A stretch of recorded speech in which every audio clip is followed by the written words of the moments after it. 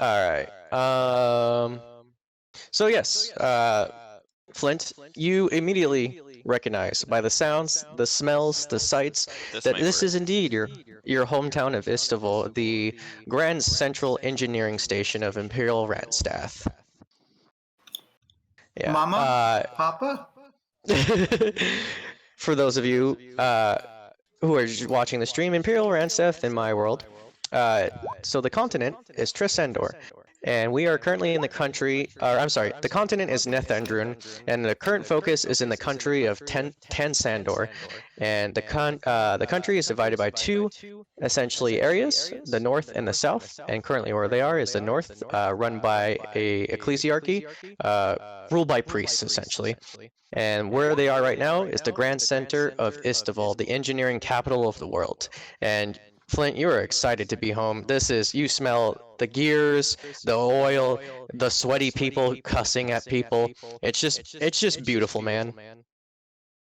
I feel the gears in my own heart turning, and my skin is tingling with the sense of creation. Keldar, welcome to my home. Oh, Keldar, you just see this giant ball of blinding, searing light, and you're just like, yeah, it is a beautiful place, but I don't. It is really bright out here. Ah, here, let me help you, and I'm gonna cast Dancing Lights. Why? Got him. Actually, no, I'm gonna cast a light on my shield. Yeah, you're just like, hey, son, I heard you can't see, so what if we blinded you? Yeah, pretty much. I'm gonna uncancel. I'm gonna cancel that obviously, and then look around to see if I can find the closest inn for us. I guess. I'm gonna do everything I can to put my hood up and shroud myself and just stop with this brightness. All right. As soon as you guys go to turn, you see a flash of bright light, and I need both of you to make let's go with a Constitution saving throw. Constitution. Crit fail. Let me Crit fail. I like to hear that. You said Constitution. I'm home. Yeah. Okay, I was making sure that I didn't have disadvantage due to sunlight sensitivity. It hurts. What the fuck?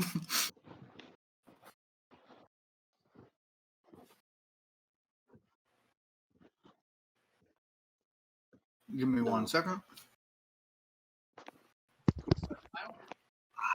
It is really bright. I cannot hear you on stream. Good news is I'm not hearing the echo.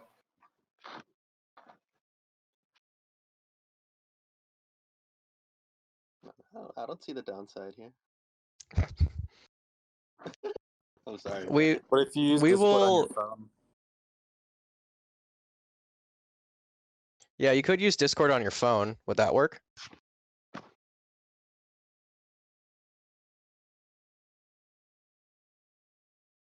All right. So, oddly enough, the dark elf who has really never seen sunlight ever since, I don't know, his birth, is totally fine by this blinding flash of light. But unfortunately, Flint, you're like, I wasn't prepared for this. You are temporarily blinded as this blue sort of energy just kind of flops in the middle of a street, and you just see a confused-looking green-skinned.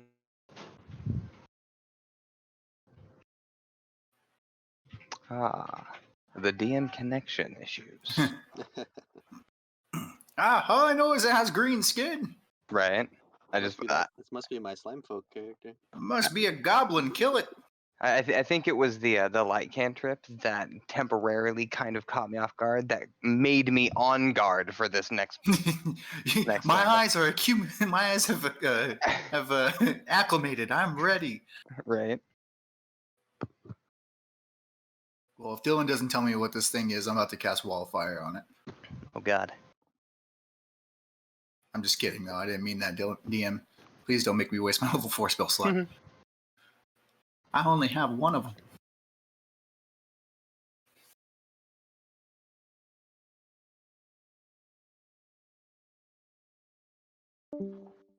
Ah. Ah. Hello? Can you guys hear me? Yeah, you're Yeah. good. Okay, so yes, this flash of blue light appears out of nowhere, and this green-skinned humanoid man just appears out of nowhere in front of you guys. So, Dickerson, go ahead and introduce yourself.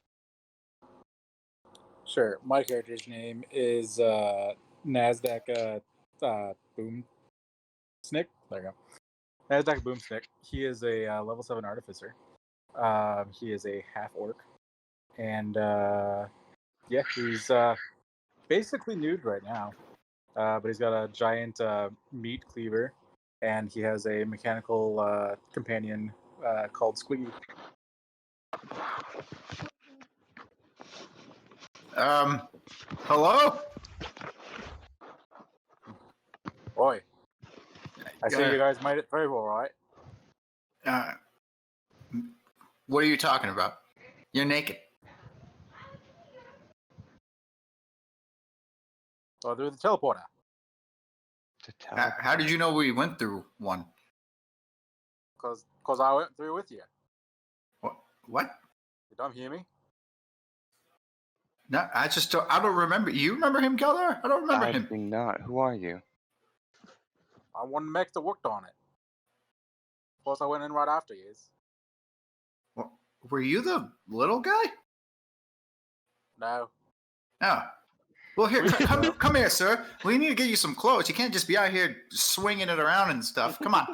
I mean, And I'm gonna put my arm around him and like kind of nudge him, like at least near to the closest building, and see and look if I know where like a shop I can get him some clothes is at. Yeah, go ahead and roll me a history check. Unfortunately, there is quite a high distance, so you putting your arm around him is it's looking a little promiscuous. The small of his back. I will begrudgingly follow. I don't want to be out here. 14. He's there, little Yumi. Yeah, yeah, easily enough. You never really forget where you're from, you know. So you easily enough find a tailor in the middle of this. While he's partially blind. That's true. Then I accidentally grabbed his butt. There you go. I don't believe it. But yeah, you find a tailor easy enough. Okay. No, wait here, friend. I don't want him freaking out with your bits hanging out. I'll be right back, and I'm gonna enter the tailor. Yeah, you enter and you hear like a doot doot doot doot doot doot doot doot doot doot doot. I love this ditty. Excuse me, sir. Ah, yes. Hello. Good evening. Good afternoon. How can I help you? Yes. I actually need some large pants. If you have some, just pants. Oh. Well, if I got some large pants for you, it'd basically just be a sleeping bag for you. No. Like I have a bigger friend. He's outside. I left him out there. I didn't want him exposing himself to you, so I figured I'd come in and buy him some pants. So he's That not is walking around. an odd way to do trade. You know, usually most people just take coin. Will you take coin? He I take all sorts of coin, but I don't really know your friend's measurements. Are you sure the pants are going to be just the right size? You want to see it? That's quite a rude way to introduce your friend, but I suppose. Okay. Yeah, you'll see what I'm talking about. And I'll walk back outside and how do I pronounce your character's name, Brian? You haven't met Brian yet. You mean Dickerson? Yeah. Dickerson? My B. You can call him Naz. Okay. Naz, buddy, he needs to get your measurements and to get you some paints, and they're on me. Don't worry about it. If it's ice, so. Okay. You walk in and you guys see sort of this like shorter gnome character with super white spindly hair and like tilted broken bifocals and stuff, and he just sees this essentially orc walk into his shop, and he just like just sprints and like dives behind his desk. No. I told you it. Like you, I don't know why you're so shocked. I tried to tell you. An even littler knew me. would, you, Potatoes. would you mind getting my friend some pants, please? You see him hold like a shillelagh almost, and he's like, "Get out of here, you barbarians! You're not going to steal my shop!" No, come on. Look, I am one of the town. Look, we won't do anything, and I'm gonna show him the insignia on my mail and see if that could possibly calm him down a little bit into knowing that this is a legitimate business transaction. Go ahead and roll me a persuasion check.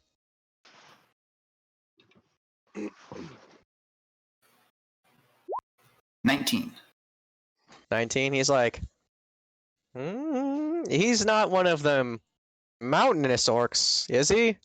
No, look, he's been speaking this whole time. Well, I didn't say mountain orcs don't know how to speak. All I know is that, are you going to try to steal my shop from me? And he's like staring at you.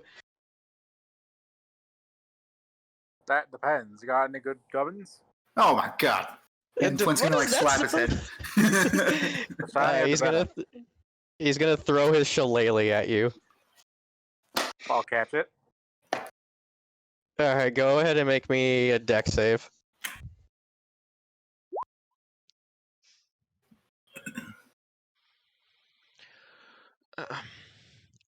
Real quick, how is this on stream? I think I might have fixed the audio thing. Let me know if there's any repeating or anything. Alright, yeah, you managed to catch it, and then this man is like, don't hurt me. I have hermit crabs. They need me. At all? Sir, we just want some pants for this man, please. We'll leave after. What did you ask, Dickerson? Is the shillelagh shiny at all? No, it's like boring and like wooden. Boring. I'm gonna like toss it into the corner. Yeah. Can you turn yourself up a little bit, Dickerson? You are kind of quiet. Am I? Yeah. Is that better? Yeah. Okay. He's like, if you want pants, that's gonna be the 3 gold pieces, and then you get out. Okay, of course. And I will Can you make flick them him shiny? the 3. You're getting normal pants, friend. Come on, Shiny we'll pants. we'll go. Well, then, but we'll make them shiny later, okay? Okay. And I'll give the gentleman 3 gold for his pants. Alright, he's like, I can shiny, and he like spits on them, and he's like, there, your shiny pants, and he like throws them near you. I'll put them on. Yeah, they actually fit pretty well. Well, thank you for your time in the memory. We'll leave. Yeah. And then I'll walk out.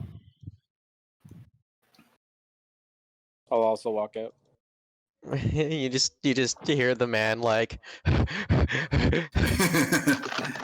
Keldar, how are you holding up right now? Keldar is fine, has been trying to keep up. David has been being talked to by other people, so I apologize. Oh, no worries. It's, I don't use this lightly. You know me. I'm usually pretty easygoing and pretty calm, but this blows, dude. That's my home you're speaking of, sir. I demand you take it back. How do you deal with this? Every day. I love it.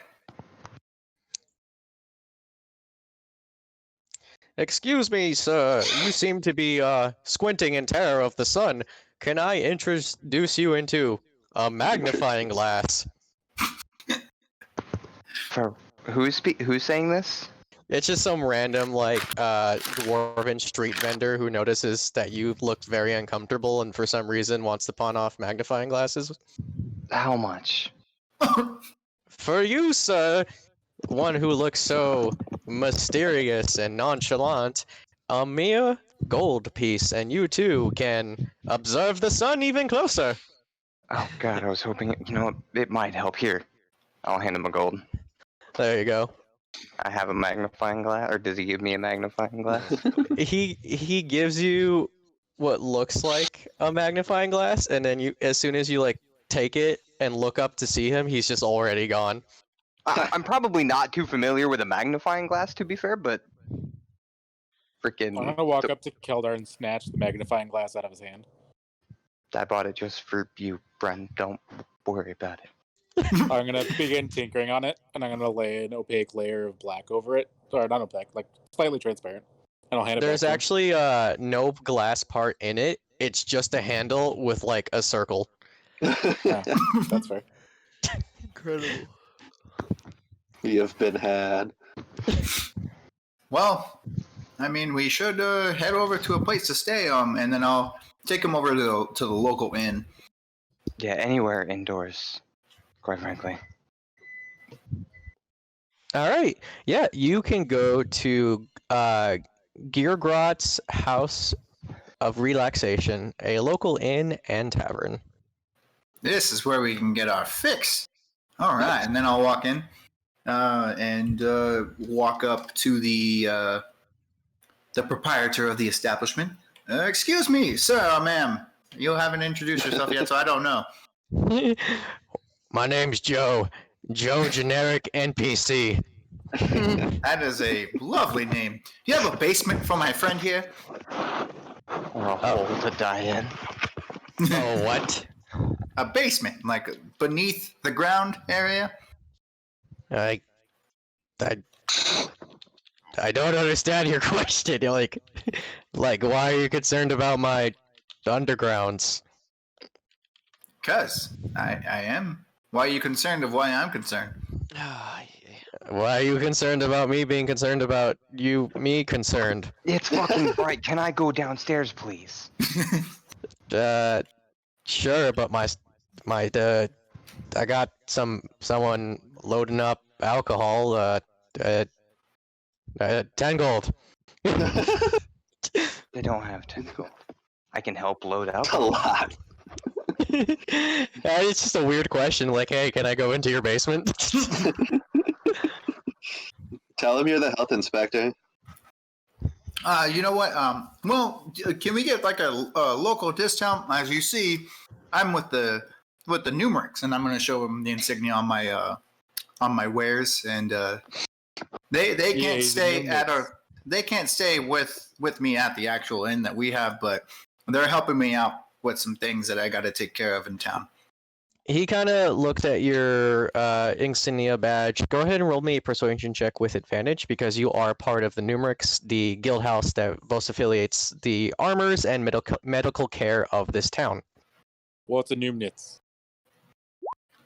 21. He kind of looks at it and he's like, well, I can't say no to a Numeric after all. They did fine work on my sister's leg. It looks better than new. They did what to your There you go. I'm happy to hear that. So we'll want 3 rooms, please. She had like one leg looked way worse than the other. You know how like sometimes people get like nose jobs and stuff like that? Well, this one, she just got a new leg instead. I'm just staring at the rod that is my arm. Yeah, look, and I'm gonna try to boast and like brag a little bit, like, yeah, look, I made his arm better, and then just show him this shoddy ass like rod. Yeah, a I hook guess at the I end. didn't describe that. Keldar has lost his arm in a bear trap a few fucking bit ago, sessions, whatever, and his best friend Fabian kindly took the time to make him a suitable rod to be able to hold the bow, and he does what he can. It's basically a friction folder, but for a bow. Yeah.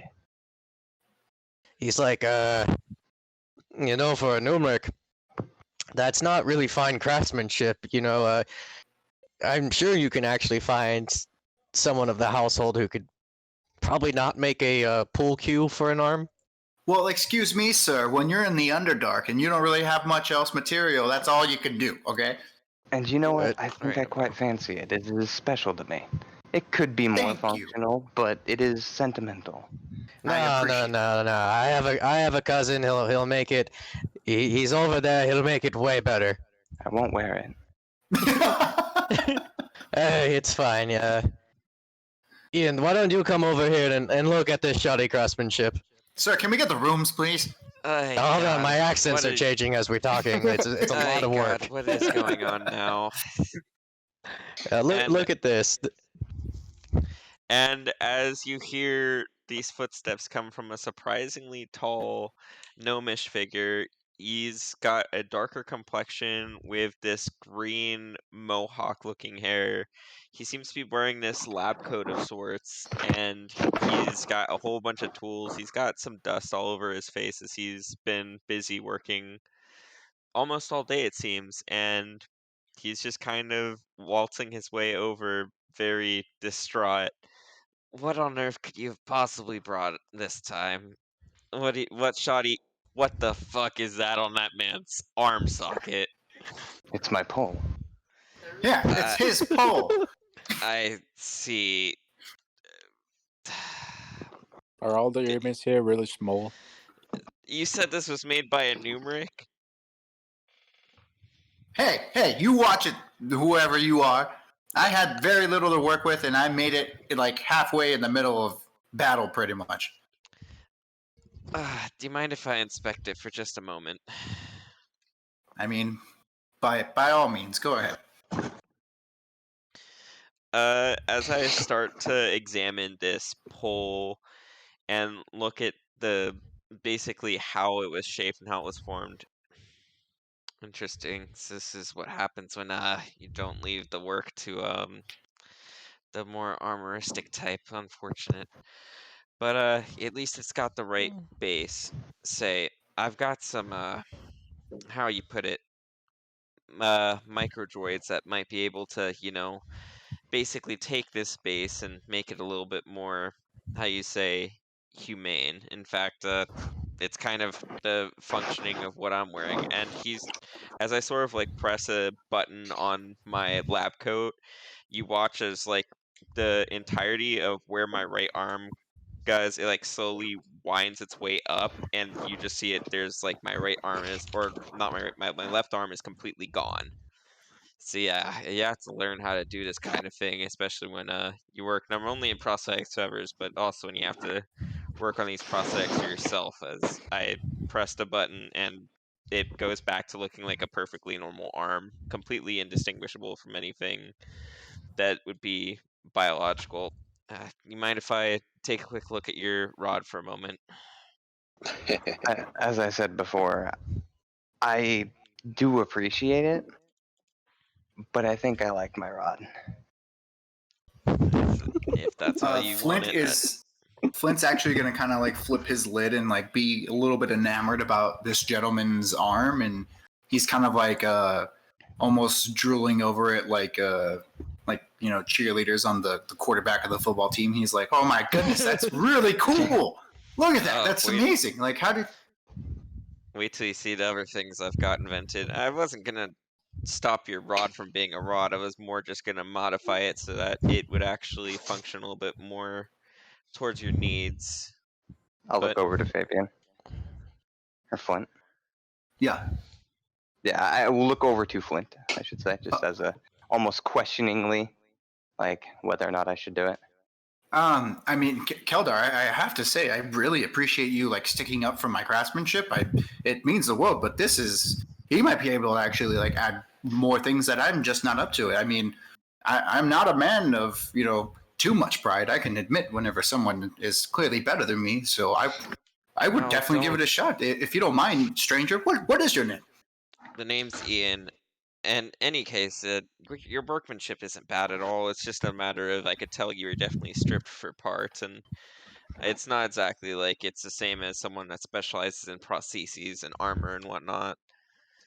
Well, sir, my name is Flint Fireforge, and this is my friend Keldar, and it's a pleasure to meet you. And he's gonna extend his arm for a hearty handshake.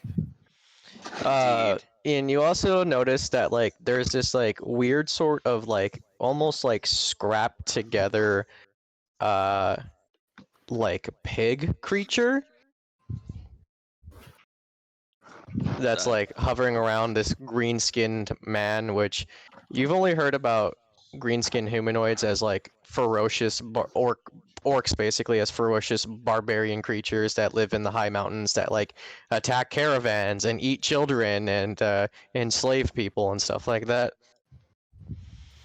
As soon as I start to notice this, immediately you'll hear defensive protocol 0, 1, 2, initiate. And I'm like, oh crap. As you watch as this lab coat that was enveloping me in this like workwear transforms into this sort of like reinforced suit of armor with huge mechanical hands protruding out, and a helmet begins to form around my face. Well, I mean, No.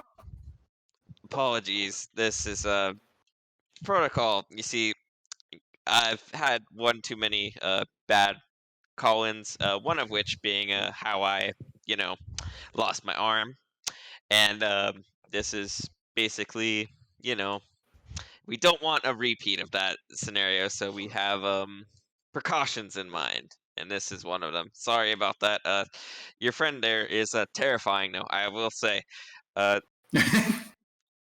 Anyways, with that being said. I don't mean to interrupt, but yeah, I heard that the high mountain orcs are quite fearsome. How did you manage to enslave one?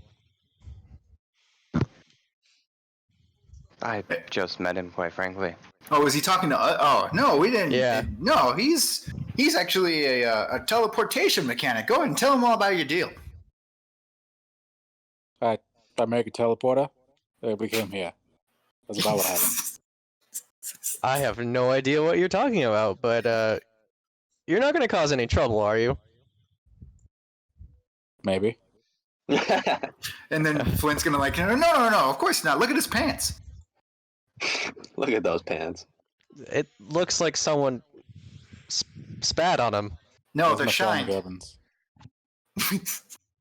I don't feel comfortable about this, but I will say I have never in all of Creator's existence seen whatever the hell that is, and he's pointing at like this sort of like weird, scrappy looking, toothy animal? Question mark?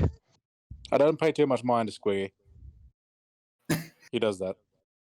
I am very concerned about the safety of my patrons. Trust me, they're here aiding me. We're gonna be looking for some work and help the town out with, whatever. As this all is being said, I tap a few buttons on my armor, and it just goes back into this lab coat-esque like exterior where I'm just in my more casual wear. I don't feel like these guys are any threat. Something tells me, even if they were a threat, we'd be able to deal with them. That being said, I do want to help you with your arm, as though I've Is that kind of. challenge? I mean, Is that a challenge? if you Well, want to we take smell it as what's such, you may challenging. do so, but I'm not particularly interested in such manners. Maybe don't Well- be talking like that then, now do I? I mean, I can talk however I damn well please, considering you're the outsider here. I will handy in my arm and just kind of put my hand over my face.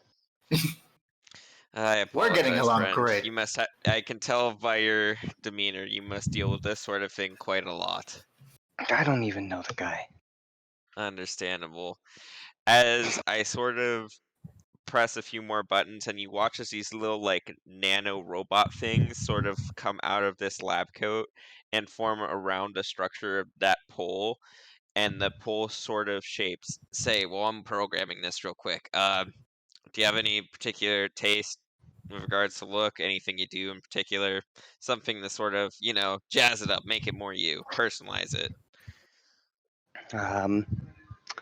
Beauty is in the eye of the beholder, so you do what you do. Very well. I'll just basically put this in a simple protocol to match your skin and tone, inflection, all that fun stuff. Do you have a profession that you tend to do with this arm? Anything that I should be aware of? It holds my bow so I can protect my friends. Yeah, I bet that's not all it does. Understood. So you're an archer. I can make some mods so that's a little bit more well fit for you. As I type in some things on what looks to be a data pad, and finally the nanobots seem to reform, and this arm looks like a perfect match for your arm here. Let me just sync this up, connect it to your jeans, and he'll just sort of shove it into your shoulder. There you go. Good as new. I mean, You enjoy that? how does it feel? Like, do I have the touch sensation or kind of thing? It should, unless I mess something up. It's kind of wiggle my fingers. That was a pleasure to watch. That was beautiful. Flint's almost crying at the beauty of the creation that you just made. The craftsmanship. The craftsmanship it's fucking beautiful. I'm rather impressed. I appreciate the kind words. Make me feel quite proud of my own work myself. You should. Well, now that I did you a favor by introducing you to basically a cousin of mine, can you do me a favor and get out of my bar? Because I don't like this. All of this. No, What about the don't rooms? be too rude. They just think that they're from out of town. At least be cordial, show some hospitality. I did. He got an arm, and I haven't called the city guards on them. And I'm just why gonna are look you up and down. shirtless? I'm just gonna look myself up and down. Did I do something to offend you? Not you, though, kinda. But it's... Why are you shirtless? Because he didn't buy me pants. Or he bought me pants. He didn't buy me a shirt. Yeah, look at it. Are you are you actually pretty fit up there? Yeah. Yeah. I mean, look at that. Why would you want to cover that up? You don't you don't work for a carriage all your life just to keep it in the garage. You want to flaunt it. Say, cuz, you don't mind if I keep an eye on them for the sake of the city. This one with the new arm seems okay. The rest of these lot concern me. The inventor's I Wait, can me vouch too. for Flint. The inventor's okay, but this, the green one, I feel as though we should keep an eye on him. Yeah, no, Naz is another matter altogether. I cannot speak to his sanity, his motives, his skin. He's a person. I met him not but 20 minutes ago. You know what? That's great. And I'm I'll leave. sure. Yeah, thank you. He just seemed like sweating, like trying to make sure he doesn't say the wrong things in front of this essentially barbarian. As you guys walk out of the bar, you actually bump into somebody who you didn't see because they're so kind of low to the ground. Oh, excuse me.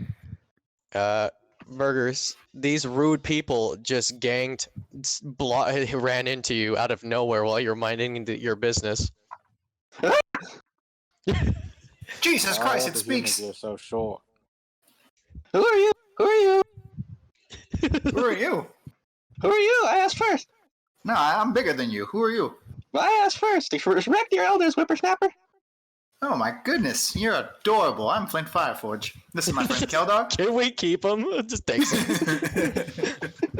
Pleased to meet you, Flint Fireforge. My name is Gaston. Pleasure to meet you, Gaston. I What's up with that apologize for bumping inflection at into the you. end? The what inflection? That's just how I say my name. Oh, okay. You got a problem? No. You need a home, little fella? I have a home. You saying I'm homeless? I don't know. Are you? I don't know you. I'm just asking questions. Well, I don't know you either, so why are you asking so many questions? Are you house trained? Do I have what? Are you house trained? Will you pee in the kitchen if I leave you alone for a while? I was gonna kick him in the shin. Roll to attack. Is it just like a dex roll or a strength roll? It's a strength roll. Flint, what is your AC without your shield bonus? 18. You kick him and you just hit straight up armor on your foot, and it hurts. Ah, son of a bitch! That's fine. Oh no, little fella, be careful! And I'm gonna attempt to pick him up. What are you doing to me? Go ahead and roll a grapple check. Burgers, you can either roll athletics or acrobatics, your choice. No, this isn't gonna go well. Is grapple just straight strength, or is it? Oh, It's a athletics check. Dylan?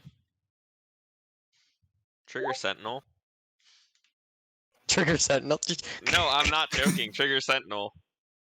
You're gonna Upon attack seeing- him? Upon seeing this, I am going to make a attack to basically stop this, because this is fucking stupid. I'm gonna grab the Sure. nearest chair and sit. So you managed, you were just like, I'm done, and grab like a chair, there's a park bench somewhere nearby. As you're like trying to grab this poor elderly man who you literally just like almost knocked on his ass, and it was just like, well, I'm gonna keep him now. Go ahead and make a melee attack against Flint. Sure.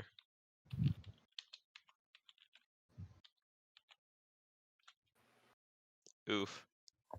You're like, no, stop, and you like trip on your shoelaces, which is weird because you don't have shoelaces, and you just like hit pavement, and unfortunately, this random dwarf man is just like coddling you like a small child in his breast. You are just the cutest little thing. Can we name him? I have a name. I already told you. Gaston. Oh, Yes, yeah, my name is you're right. Gaston. I like him. What are you guys doing? I I don't know. I'm feel just so like- happy to be home. I feel like hugging someone. Here you go, sir. I'll You- set him. every I'll old set him man you back come down. across. I feel I like set a him lot back of down. you really need to learn, Thank you. well, besides Keldar, restraint. A lot of you need restraint. I thought You're we talking Use to these to learn how to the walk. you're talking to the pavement right now. As you're just like, Well,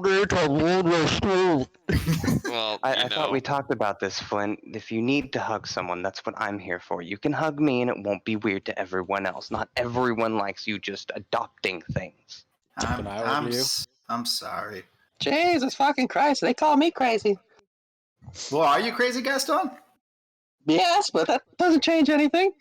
I think it kind of levels the playing field. Hey, if you know you're crazy, then you're not actually crazy. There you go. I like him. I like him. What do you? unfortunately, Nasdaq, your invitation for a hug was quickly denied. I know. Oh, There's a slight tear rolling down my cheek.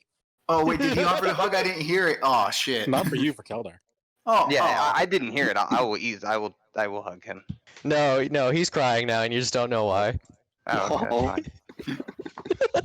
Anyway, Well- continue, Fabian. Well, Gaston, it's unfortunate we met in this way, but I would like to get to know you a little bit more. You seem pretty cool. What are you into? I'm an alchemist. I search for the answer. Yes, the almighty answer. Cool. What is the question? Yeah. It's for me to you and you to never find out. What's the answer? Yeah. What was the answer? You find it yet? I'm still looking for it. Like he obviously looks fairly old, right? So I'm really like, well, do you have much time? You think you want to let us in? Maybe we can help you figure it out. What? Do any of you know anything about alchemy? I Yes. can make you. Oh, what? Oh, you Really? do. Who said that? Speak up, young man. My name's Nasdaq. Oh, nice to meet you, sir. You say you know something about alchemy? Yes. How much do you know about alchemy? I know how to make stuff blow up. Ooh, I like it. I like it. Have you ever heard of something called a philosopher's stone? No. Is it shiny? I love it. It can be. I'm just visibly deflating. You hear like a.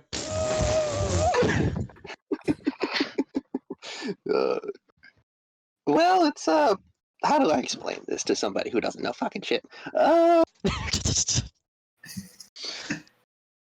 It's a stone that has properties that alchemists have sought after for many centuries. You see, theoretically, it can change the state of matter, and it can produce the elixir of immortality.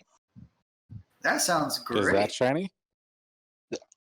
Nobody's ever seen one, so I don't know if it's shiny or not. Maybe. Sounds boring. Well, if you can make anything, couldn't you theoretically make the elixir shiny as you make it, right? Maybe. See, I'm learning. Heh. Well, we were just going to procure some rooms. I think I was going to head over to the numeric headquarters here after we get some, settling in. And are you interested at all in helping out the numerics? Who are the numerics? Okay. And Flint's just going to have like an extremely disappointed look on his face, like, oh, God. Don't Hey, worry, don't give me that look. I'm an old man. I haven't been in this town in decades. I don't know what's going on. Wow. Yeah, well, I've been wondering who the Numerics were this entire time as well, Gaston. Don't feel like you're singled out. Oh, I'm sorry, Yo, everyone. thank you.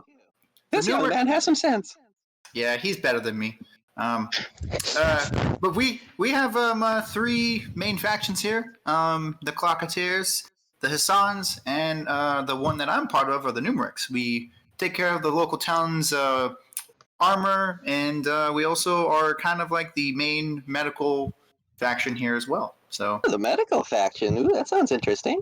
yeah, I'm pretty good at healing too, as well as making armor. So as you can see, as you learn from hitting me, my armor is pretty strong, and that's the way I like it. Just Do you start guys ever start rubbing my foot. do you guys ever like brawl over control of the crossroads or If you can make armor, why'd you buy my pants? I need this metal. all is I being need metal to said- make it. You want As this metal? all is being said, I'm You're just wearing sitting metal. there on the ground, sad at just this conversation I'm being forced over here. You've like been having your hand stuck out for someone to pick you up from the ground for like 30 minutes, but like everyone has forgot that you exist because you've turned into a doormat. We get to waddle over and lick him with his mechanical tongue. It hurts. It's like even though it's metal, it's very scratchy. I'm just gonna get up. This is. I'm gonna cast Mage Hand to help him up, and then as he goes to grab it, I'm gonna make it disappear. I'm not even gonna bother to grab it. I'm just gonna get up myself. Well, that's who I'm a part of. And Naz, if you wouldn't mind, we can actually go there, and I can actually whip you up some armor if that's something you're looking for. As long as it's shiny, it's okay with me. Of course. I will hand him my silver ornate dagger that's shiny as hell. Ooh, shiny gubbins. This I'm gonna is put it in my to pocket. make you feel better. You were crying for some reason, and I don't quite understand you. But yes, I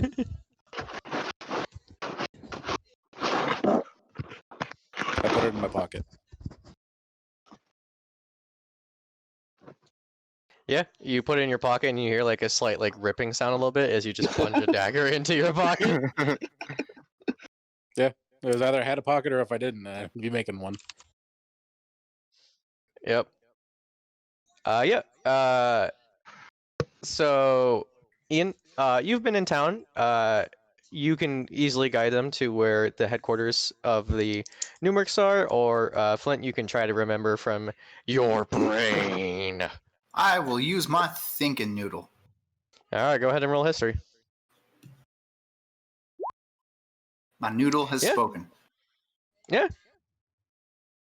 And then I will escort anyone that wants to come. But Flint will make it adamant that he is obviously opening the invitation for everyone to come and help if they so choose.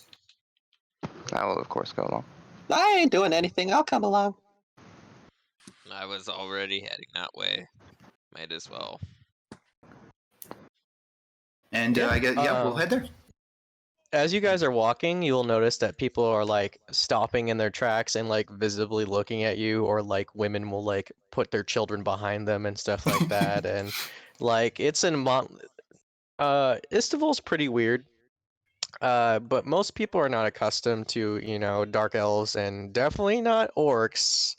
So a lot of people are like about to like grab their pearls and be like, police! But yes, you make it to Grand Forge Hall, the headquarters of the Numerix. It's essentially like, think of like golden sort of palace. It's made of like bronze tubing, copper, stuff like that. And in the center is a great furnace where multiple Numerix can work on projects and collab together and stuff like that. And there's always like roaming brands of smoke that go out of the great furnace itself and kind of roams to the sky. Cool. And then I will bring them in. Is there like a doorman or anyone like on guard or anything?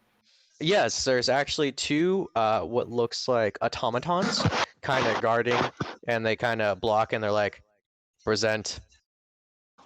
Oh, and I will show them the numeric insignia on my I'll my present armor. my axe. I'll also bring out my obsidian rose pin. Oh god.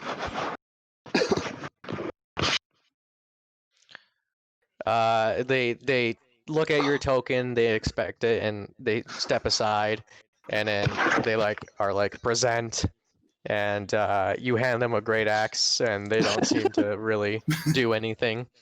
Would I know if I need to go get them like guest passes essentially for to come in? Or something? Yes, it's been a while, but essentially, Grand Forge is basically like, you have to be part of the family in order to enter. This place is, it's like, it's a church, but it's also where like most of like Numeric's inventions are made and stuff like that. But it's also like a grand hall for worshippers of the creator and stuff like that, the Forge God. So it's very, you have to be part of the family to join. Okay. Are the guards preoccupied with Naz and his axe? I wouldn't say preoccupied. Like, he handed him an axe, and they were just like basically just gave it back to him, and then proceeded to not be interested. Alright, while that's going on, I'm gonna try to like sneak between Naz's legs and get in. You can attempt to try if you'd like. Go ahead and roll a stealth check. Though I will say there are two of them like blocking the door. I'll hand them Squiggy. They look at it and hand it back to you. I'm not gonna try that. Never I'll mind. hand them the magnifying glass. Yeah, you could try to grab like a curator or something like that. Yeah, I will tell everyone. Well, guys, they kind of only let you in if you're part of the actual Numerix. Let me see if I can get someone to maybe escort you, if I can escort you. But let me get a head count. 1, 2, 3, 4. As Four. this is sort of happening, I'm gonna pull out my letter of basically recommendation or whatever from the guild. Yeah, is there any chance that this is valid for getting guest passes for new incomes by chance? As I hand it over to guards. They kind of look over and they're like, you are welcomed under your mentor, but you cannot authorize non-family. Do you know who I could talk to possibly get that taken care of? They just are looking to learn the goods of the creator. Talk to your curator or your artisan master. DM, do I know who that is? Your artisan master? Of course you know who your artisan master is. Curator is just basically a person who like is a manager or like a high priest. Would I know that I would have to go in there in order to talk to this person? Yeah, and also Flint is already like knows he needs to grab a curator, so he can also just do that and grab it for anyone. So you're more than welcome to come in yourself. Though usually because you're not fully indoctrinated, you kind of need your master with you. But they understand if you had to like run errands and stuff, your master can't always be there with you. It was Ian, right? Yeah. Indeed. Yeah. How can I... Ian, if you'd like to accompany me, we can probably go get a curator and gain them access. Yes, but someone who is also part of the Numeric should also keep watch over them, preferably not guards, so that they don't get in any trouble. I think you'd probably be best to go forward and I'll watch over them, since the guards will probably trust me a bit more since I've been in the city for a good while. Well, I greatly appreciate that. I'll be back in a jiff, and Flint will head on in to find a curator. Yeah, you see, this place is beautiful. The floor is like of a sheen kind of copper inlay. The pillars are actually like almost like chrome and copper and bronze like pipes and stuff. You can see various different inventors and stuff like that. Some wearing coats, some wearing priest robes, stuff like that. It is like the Mecadus of the creating world. Flint's just gonna. That's that smell. I've been missing that. And then would I just know exactly who I would need to go grab to see for gaining entrance? Yeah, go ahead and make me a perception or investigating check. Go your choice. We will roll with perception. Dirty 20. Nice. Yeah, you grab what looks to be like an important person. They have like a mini cape on their right shoulder pauldron. It has like a bunch of stars, and they're wearing like a form-fitting kind of armor, and they have bifocals on.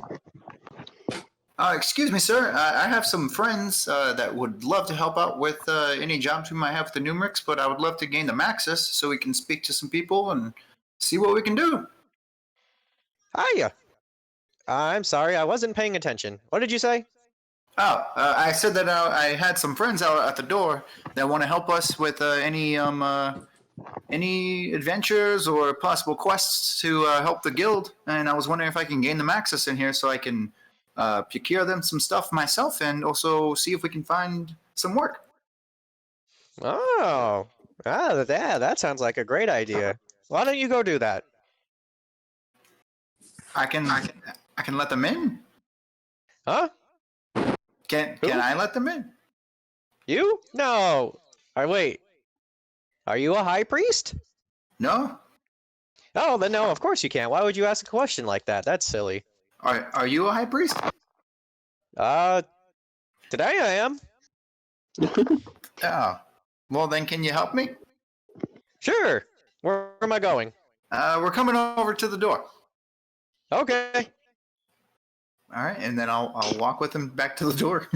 Yeah, and you see, it's like some like really tall, lanky, older gentleman, human, kind of pale skin, but like scorched burn marks on his face and stuff like that.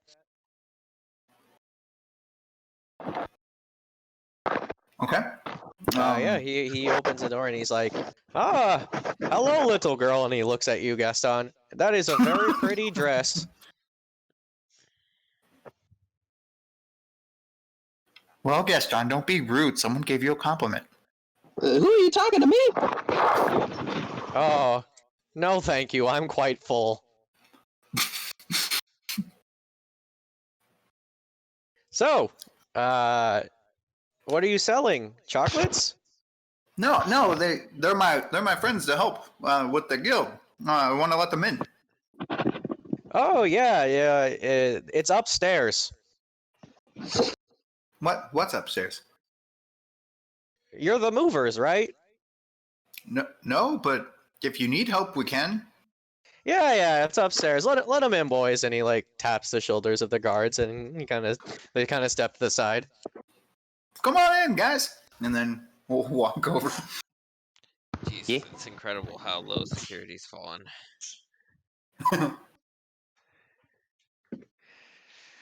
All right, Anyway, yeah, it's upstairs in the study.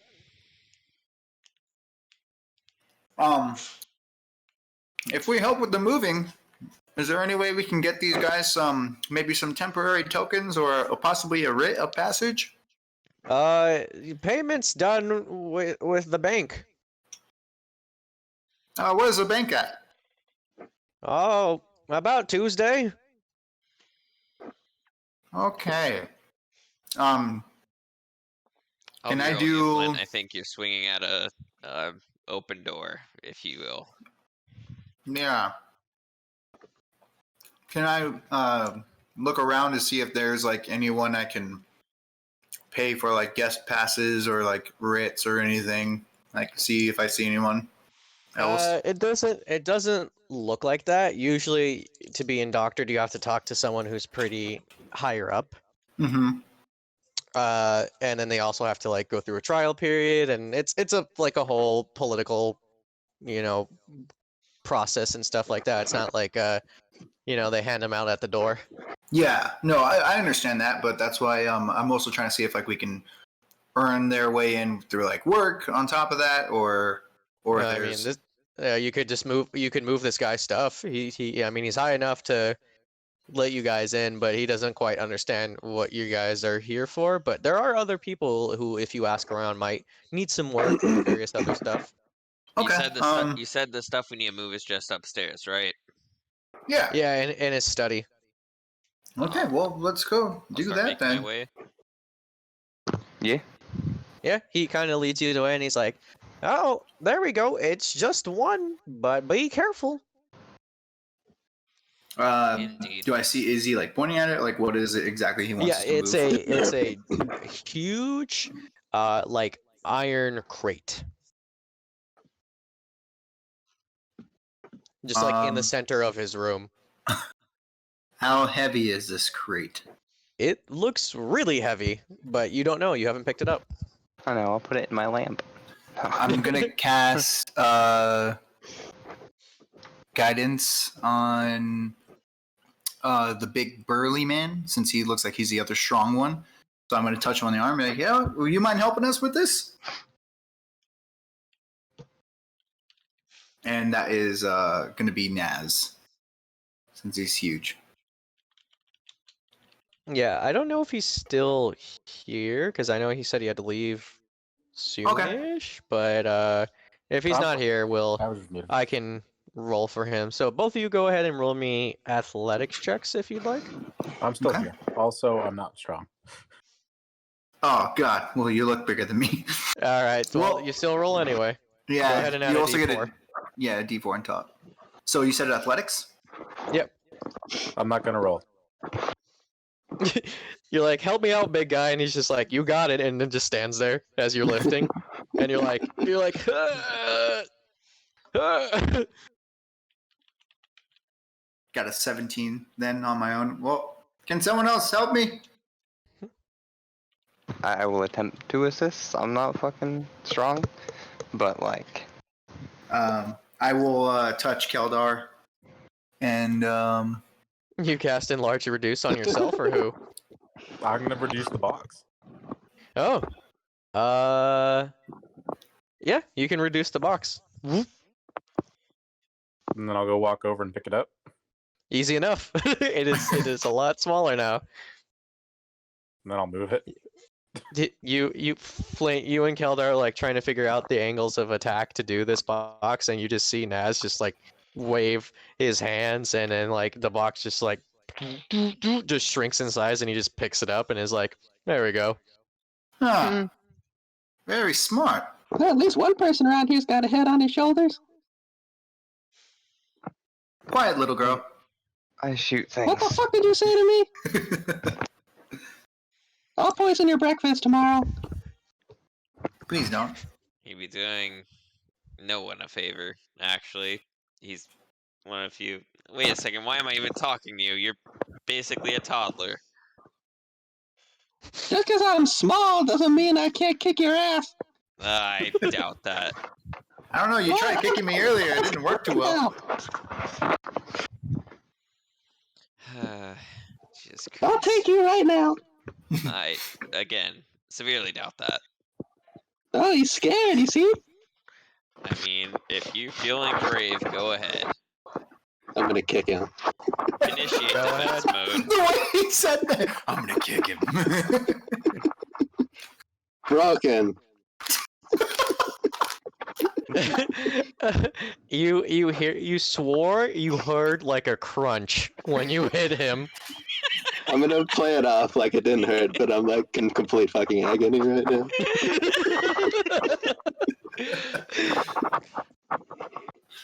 I'm gonna examine his foot and make sure that it's not fucking broken, so he can still walk. What are you looking at? There ain't nothing wrong. Are you sure? And I'm gonna touch his foot where he kicked. Don't touch that. I can help you. It's okay. Let me help you. Fine. And I want to pull out some bandages and kind of do a makeshift compression wrap on him so he can, take off a little bit of the pain. Your help is appreciated. You're welcome. Now, I need you to deliver it post haste. What? The package. He I wants don't us to remember what deliver the original voice I package. used. The box? The chest? You mean? Yeah, the crate, the package. It's not mine. If it was mine, then I wouldn't need you to move it. Where do you need it where do you need to delivered move to? I have keep changing my voice. I have it to deliver to actually a clocketeer friend of mine. His name is Winston Madhouse. Winston Madhouse. Well, yeah. How long is that box gonna stay small for, Zach? Naz? About 10 more seconds. Oh, God. But then I'm gonna toss it to Frank. I'm gonna set it down really quick. And then it grows back to almost Have size. I heard of this Winston Madhouse before? Go ahead and roll me a history check. Sorry, I have to turn off the toggle advantage. 18. You have. He's not really super famous, but he's like a up and coming clocketeer who specifically measures in development of combat-oriented creatures. I see. Would I happen to know where he is? No idea. I mean, I've heard of the guy, but can you happen to tell me where he is? That way I know where we're taking this. Yeah, so you're going to take the underground passage, and you should go towards his shop on Broken Kettle Lane. Very well. Well, are you all ready to go? Yeah, but how are we Yeah. gonna carry this thing if he can only shrink it for a minute? We should have a game plan to carry this thing. I'm looking, trying to see what I can do. How much does it weigh right now? Institute Directive X power mode on subunit Keldar. So what does that do? It's enhance ability, the spell. Yeah, what are you giving? What aspect are you giving him? Bull strength.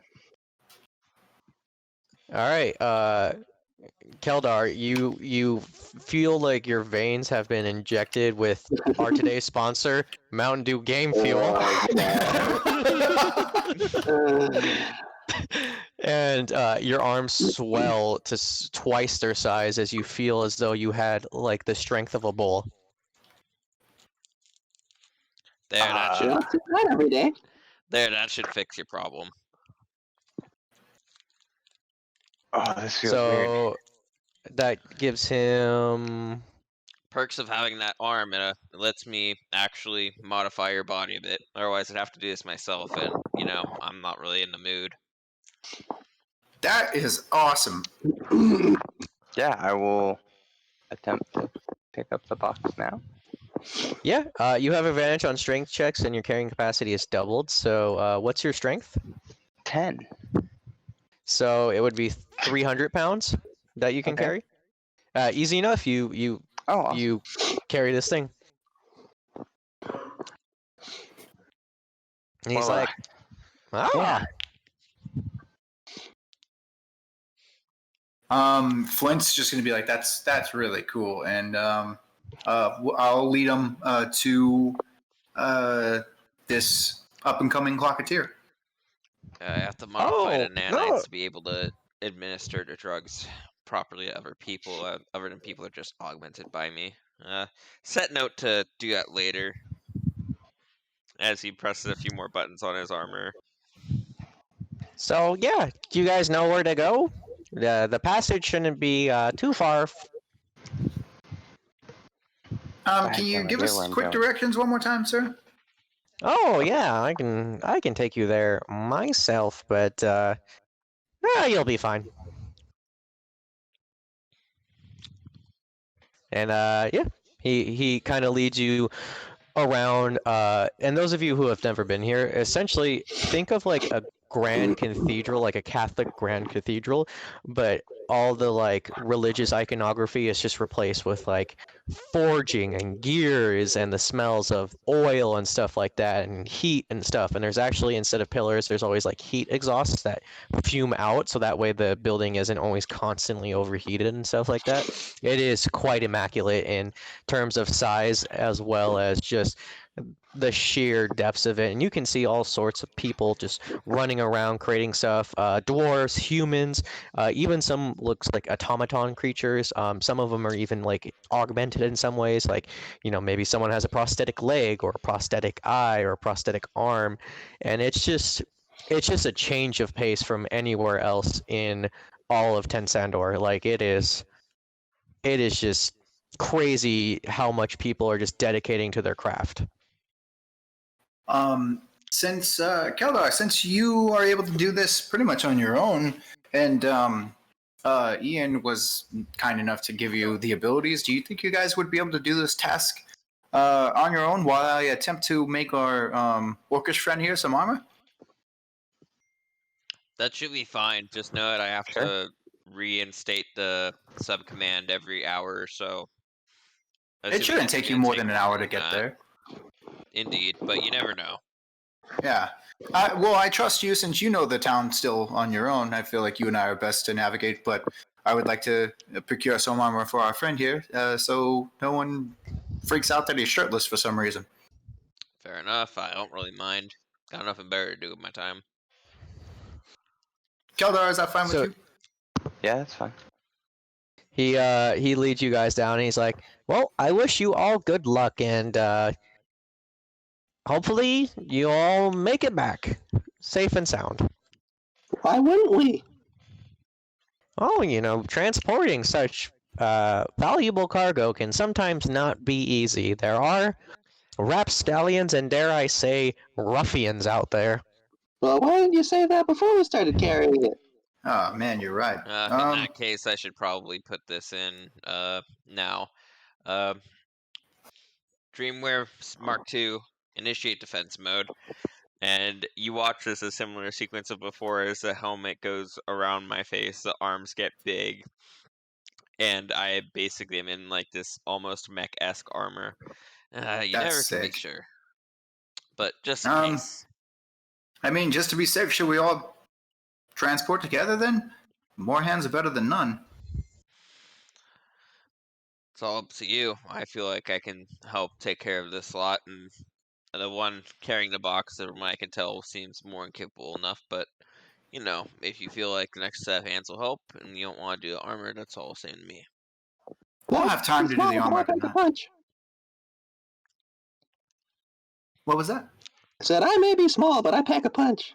No, Oh, one yeah. got me. I could tell you And- really and- packed the punch when you broke your hand. You'll see, you'll see. And on as soon as he says, "Yeah, I got this," Flint's gonna be like, "Yeah, we should go with you." And and I'm gonna notion to Naz like, "Naz, I'll make you armor later. I'll make you armor later tonight, my friend.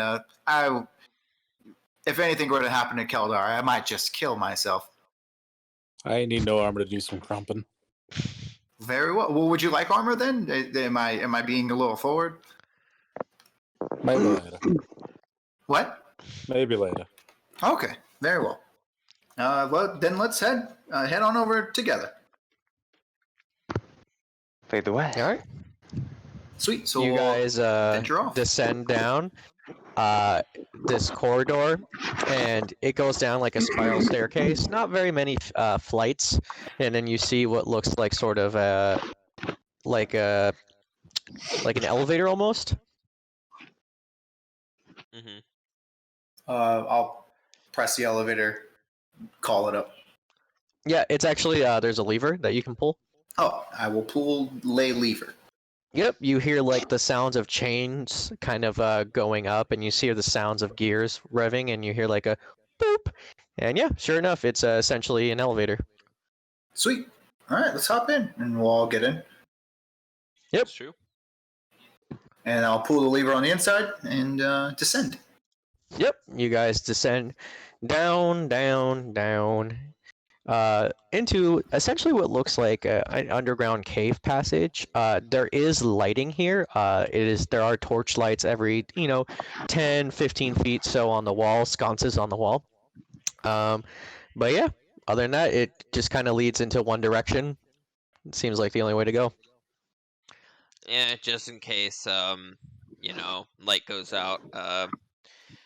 Dreamwear, initiate Directive 61 on Unit Keldar. Fuck around and find out. I'm gonna make it to where his arm emits a dim light. That's fucking sweet. That's funny. I love that fuck around and find out. Sounds good. So can I get a marching order, please? I'll lead the charge. I'm in the front. I will be directly in front of Keldar. As I say, I am following someone. So go ahead and place yourselves in marching order around here. Go ahead and drag yourselves around here so I can kind of get an idea. Are we like single file or how thin is this hallway? It's like 10 feet, so you guys can do a line or single file. Depends on how you want to do it.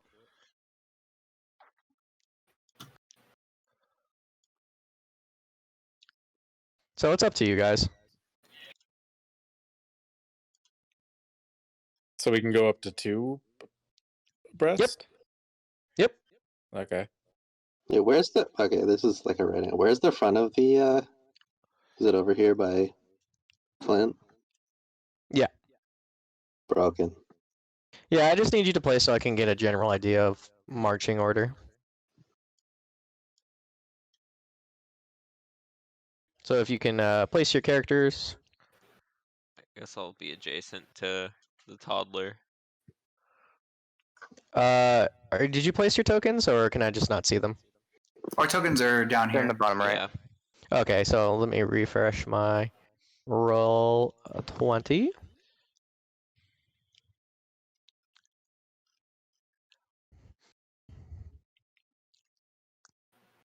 All right, so those of you who are in the very front, which would be, since I'm reloading one right was in now, front? who is in the front? Yeah, because I wanted to lead the charge because I am big fuck off mech man. You can do it 2 at a time, so 2 I of you think can all be of in us the want very to lead front. the charge. That's fair. That's fair. I mean, I guess I'll round out the back then.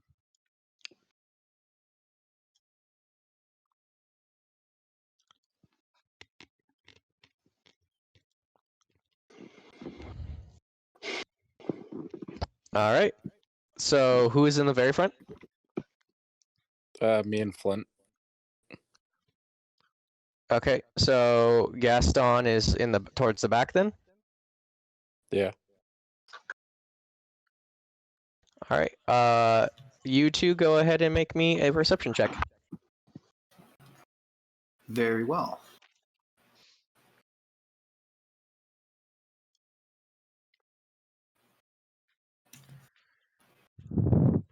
Dirty 20. Can I have Nice. Swiggy do it instead of me? Sure. Is it able to do that? Yeah, that has its own perception, Sure. which is significantly better than me. Job. 19. Nice. You guys notice that on the walls here, there seems to be some sort of like weird kind of rune on it. Do I recognize the rune? Nope. Just in knowing what that could be, I'm going to tell everyone, be very careful.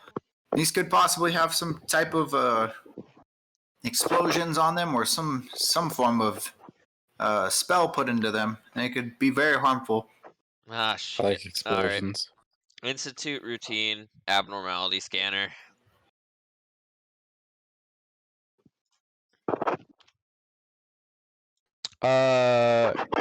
This is concentration, but your enhancement is also concentration, correct? Yeah, so I'll have to drop concentration on the other one. All right. So as you do this, Keldar, you're immediately like, "This crate is heavy," and just have to drop it. Oh, why did you do that? Oh, Sorry. I feel like Very sorry. I'll fix that in a moment. I just, if there's explosion thingies, I'd prefer for you not to get blown up. Burgers, it does sound like you're eating your mic right now. You detect no magic in a 30-foot radius. All right. Hmm. Mind if I scout ahead real quick while I still have my abnormality scanner up, so I can just, take a quick glance around, make sure we don't get in any danger. well, with the box here, we're not going anywhere. Very well. And I'll make my way forward about 20 feet in past them. Nope, don't detect any sort of magic at all. I'll make another 30 feet past that. So you're 50 feet ahead of him? Yes. Nope, don't detect anything. Well, it seems like the coast is clear. I should start heading back, and I'll make my way back to the group. Yep.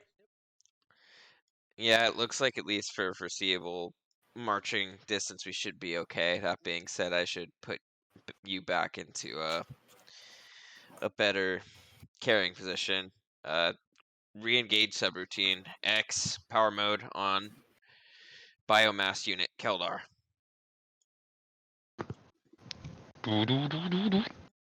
Alright, and once again, thanks to our current sponsor of the game, Mountain Dew Game Fuel, you have the strength and focus you need to carry this crate. Very well. Let's keep pressing on. Yeah. As we get ready to move forward, I'm going to shove Squiggy up in front and kick him like about 15 or so feet ahead of us. Get on with it. Find explodey bits. Feel like I've been increased by some performance-enhancing carbonated beverage. I don't know what you just said, but that sounds awesome. Don't forget to say "and delicious." I guess I should Yeah. name the drug that I'm administering you into some sort of carbonated beverage like drink. Perhaps something along the lines of game fuel. I feel really on my game, and I feel really fueled, almost as strong as a mountain, but yet as subtle as the dew on the leaves. It's 10,000 experience points to you. Alright, so But yeah, as we I'm gonna progress call through, the drug Squiggy's that gonna I've been kind of- administering to you Mountain Dew Game Fuel. As we progress through the tunnel, Squiggy's just going to kind of zigzag through and kind of like touch basically everything that's on the floor. Good 20 or so feet ahead of us. Alright, so you guys travel about 80 feet, no problem. Squiggy up ahead needs to make me a dexterity saving throw.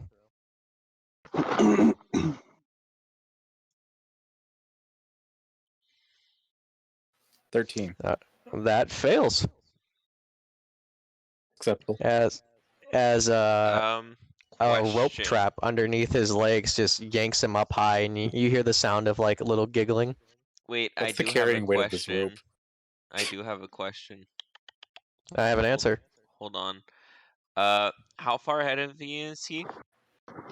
Like 20 feet ahead. Initiate subroutine protective subsystem 5-9.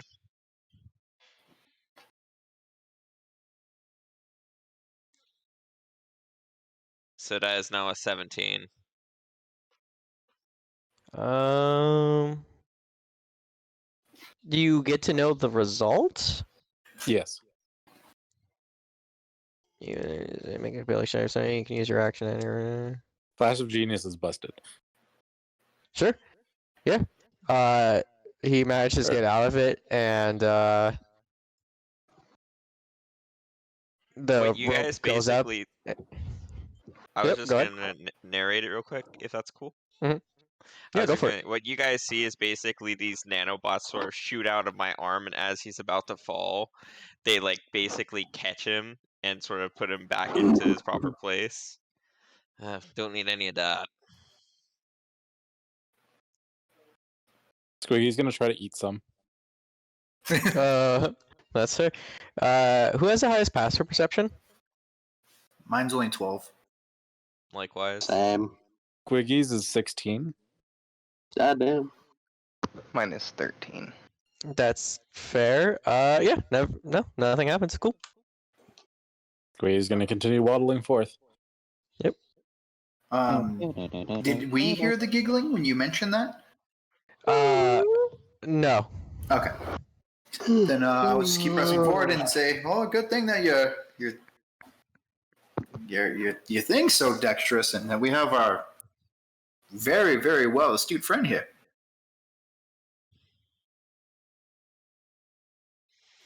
It's So, almost as if as there's- you're... Oh, go ahead. I was just gonna say, it's almost as if there's some deity in the sky trying to undermine my schemes. You'll learn one day, old man. What? Don't mind me. It's been a long day. Very I well. feel. It almost made me miss Andromedus, just for a second. In case you didn't know, Ian, we probably haven't told you, Andromedus is our friend who hacked off Keldar's arm. Sounds like a terrible thing. Why would anyone do such a thing? I Yeah, don't with know. friends like that, who needs enemies? Yeah, Like- I'd say that.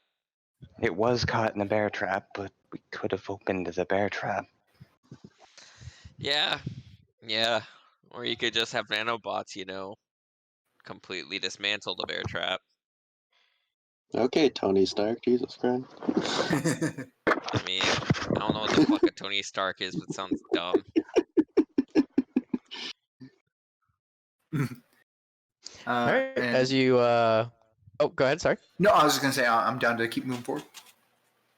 All right. As you move forward, you notice that the light in here actually gets rather quite large, as if like something else is adamantly lighting the area.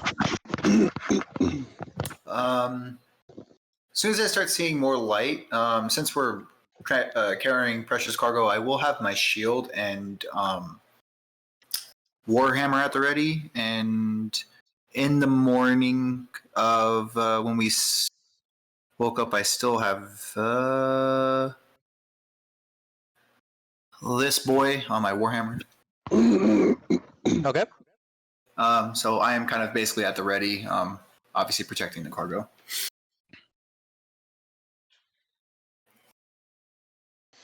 All right. Yeah. You just see what looks like very bright torches, extremely bright torches, but that's about it.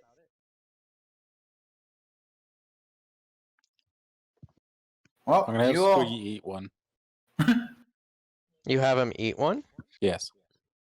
All right. As your explosive is on him, right? No, I haven't bought any because I didn't have money to. So sadly, no. Okay. He's not explosive As he- yet. Okay, as he goes to eat one, you see like. Actually, how tall is he? Because they're on like the ceiling. I don't know how low to the ground he is. He's medium sized, so depends on how big the room is.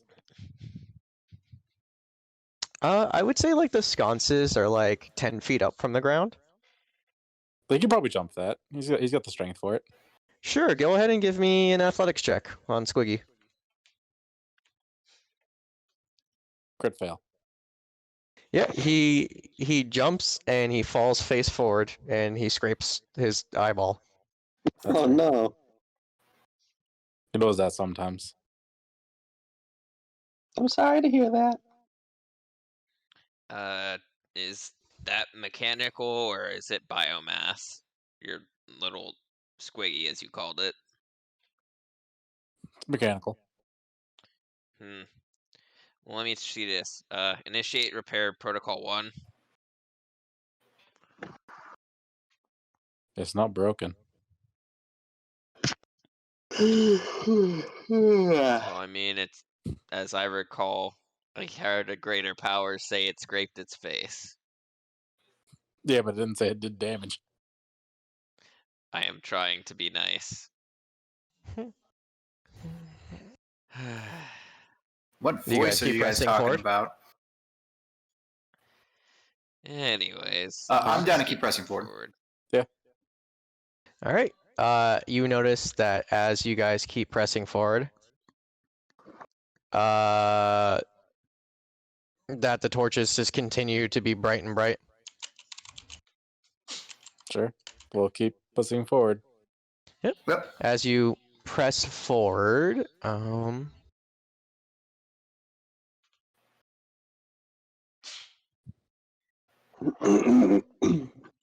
Naz and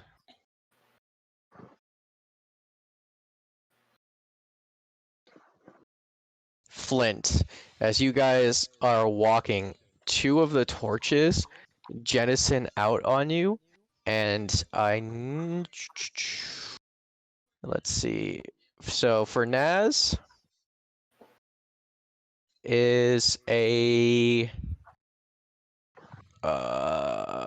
sorry, one sec. Does a 22 hit you?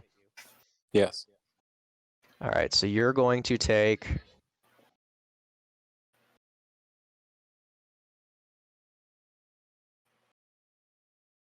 8 points of fire damage. Love it. And Flint, does an 18 hit you? It does not. All right.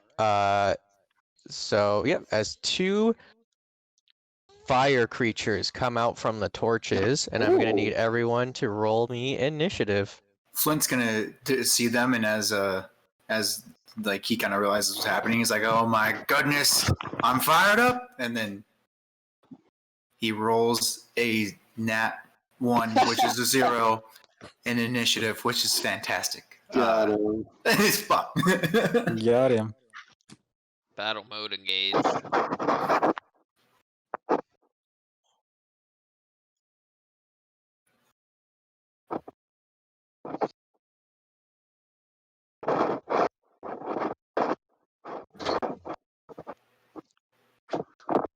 Dylan, how do we Burgers, add our it's- token to it Sounds like again? you're eating mic. So you go ahead and click on your token, and then click initiative on your character sheet.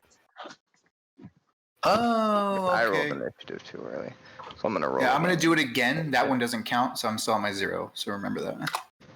Yeah, and then you can edit it as so. Sweet. Wait, what do we have to do? So you click on your token, and then I'll be click right on back. initiative in your character sheet. Oh, okay. I'm not on the turn order. Huh? I'm not on the turn order. Did you click on your token and then click on initiative? What do we have to click on that? Can I keep my 20 from before? Is that what you actually rolled? Yeah. Yeah. Yeah, then yeah, that's what you rolled. Yeah, Oh, you gotta change it on the turn order. You can edit it manually. Yeah, and then you rolled a 9, right, Dickerson? Yeah. Yeah. And then your squid goes at the same Yeah. same time. turn order as you. Yeah. Is that everyone?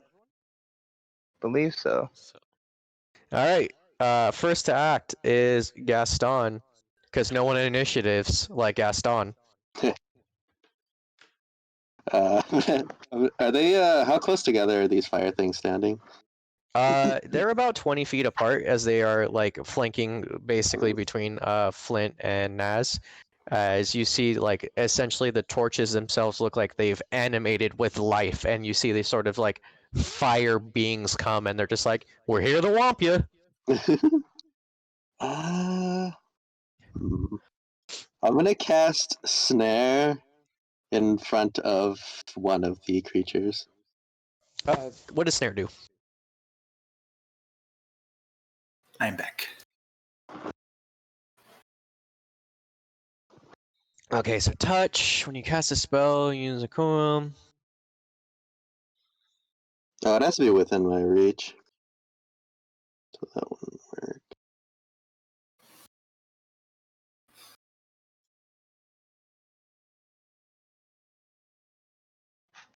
So, are you changing your mind?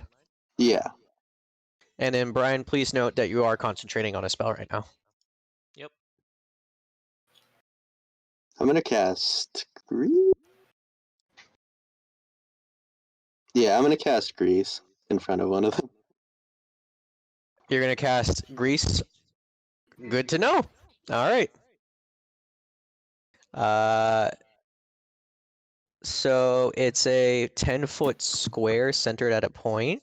Yeah, so I'll just So cast it on. I'll just cast it on one of them, like on the space that they're standing on. Sounds good. So they have to make a dex save. Yeah. Sounds good. What's a DC? DC is 16. Yeah, DC is 16. They pass. Rip. And you notice as you cast grease on this fire creature, the grease lights up into flame. I was kind of hoping that would happen. And this fire creature seems to be empowered by it. Well, my bad, guys. All right, Ian.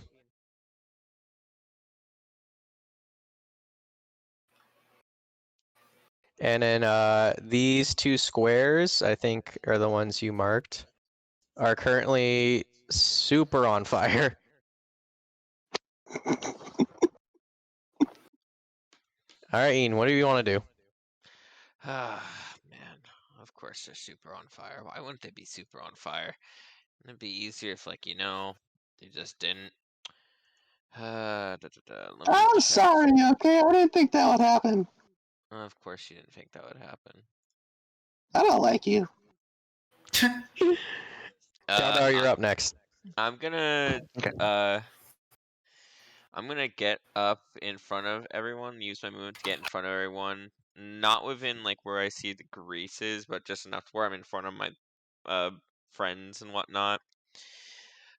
Institute Directive 343 Shockwave.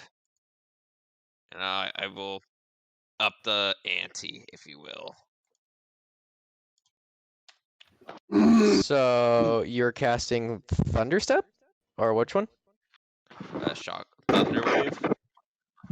Thunderwave? Okay, so it's a 15-foot cube, so I'm guessing you're just specifically targeting this one and trying not to hit your allies? Yes.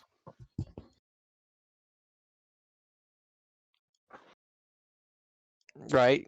Yes. Okay, yeah. So you can cast it in a way that doesn't hit Flint, right? I believe so. Okay. Must make a Constitution saving throw. What's the DC? DC is 15. It succeeds. So it takes what, half damage? Yes. Yes. It is also not pushed. Okay, so it takes 3 damage? Yes. Alright. It seems like it doesn't seem to really care about what you just did, and it's just there absorbing the sweet, sweet grease fire. Oh, well, that was Is that end your turn? disappointing. Yeah, that's all I'll be doing. Keldar. Okay. Actually, can I put down the box, draw my bow, and attack in the same turn? If I don't move? You can, yeah, I could say you could drop the box as a free action. Okay, then yeah, I will drop the box and pull out and draw my bow and fire. He is within 5 feet of you. Oh, I thought these were within foot of the squares. He knows what he said. Hit him with the box.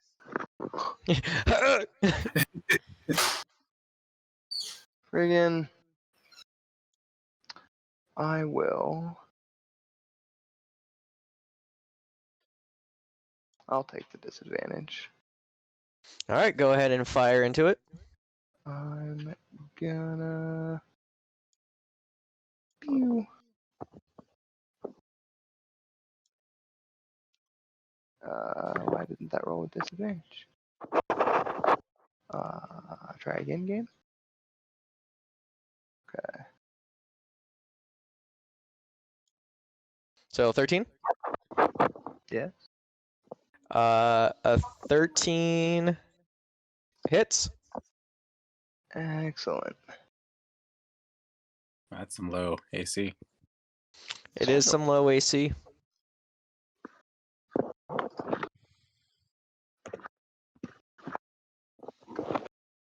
And I am trying to remember how the hell this thing works. Are we using potato flanking rules? It's +1. Okay. So, boom.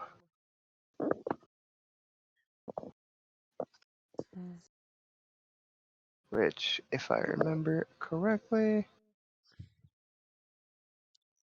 yeah. And that is taking the attack action procs Dread Ambusher. So is this, you're just hitting him with a normal arrow, correct? I didn't specify, so yeah. Okay, you shoot it with an arrow and it just kind of burns up in his body. Okay, then I will, instead of drawing a normal arrow for my Dread Ambusher attack, I will draw a silvered arrow. Okay. 11. You hit this creature, but it doesn't seem to hit a vital point as the arrow just kind of goes past its fiery physique. Okay. And fucking extra attack. That hits. It's 10. Nice. I'm running out of arrows. All right, is that end your turn? Yeah. All right, next is the empowered elemental.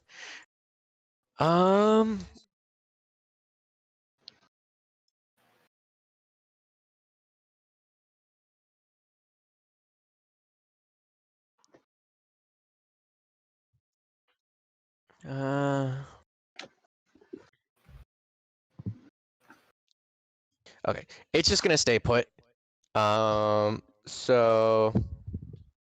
everyone who's within 5 feet of this elemental, which is Me. Ian, Keldar, and Flint, is going to take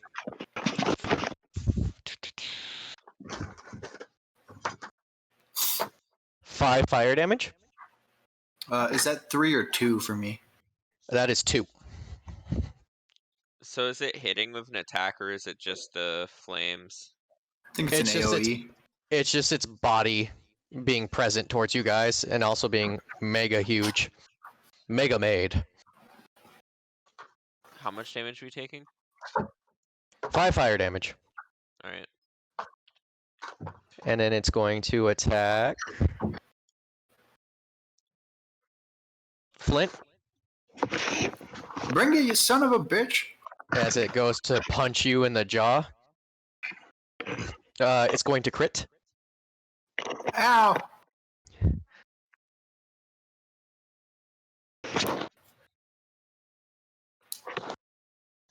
You're going to take 17 fire damage. 2, 3, 5, 6. Tastes like burn. So that will be 8 fire damage. Sweet. And you are considered to be on fire. Nazdaka, because of the first hit, you're also considered to be on fire. And then its second attack is going after Keldar. Okay. Jesus, it crits. Oh God. Yeah, we're already gonna get wiped on the first session. I like it. It hit 18 fire damage. Okay. I'm down. And that's going to be its turn. All right, I fall to the Nazdaka. ground. Oh, you're unconscious? Yep. Nice. Mm. Nazdaka, you're currently on fire. So at the start of your turn, you're going to take 5 fire damage. Awesome. All right. It's time for crumping. I'm gonna slap it with my axe. I get +1 because I'm boxing it. Yep. Why didn't that go? Oh, click the wrong button. There you go. It's Nice. an 18. Takes 13. And this is a magical great axe? Yes, because it's infused. Got you. Excellent. Yeah, you slice through this fire being and it kind of rips and then like constructs itself back up. But it looked like it took damage. Awesome. Extra attack. Yep. 18. That hits. 16. Yep. Yeah. Again, it does not like that. Bonus action. Squig's going to force power brand. So what does that do? It's a force damage attack. Okay. Yep, that hits. 8 force damage. Nice. Yeah. This thing definitely looked like it took some sort of beating. But it's still standing. Cool. Yeah, That's it for me. yeah. I'm glad you got it. And that's gonna end your turn. Next is the fire elemental. So I'm gonna need Gaston, Naz, and Squig are going to take 2 points of fire damage.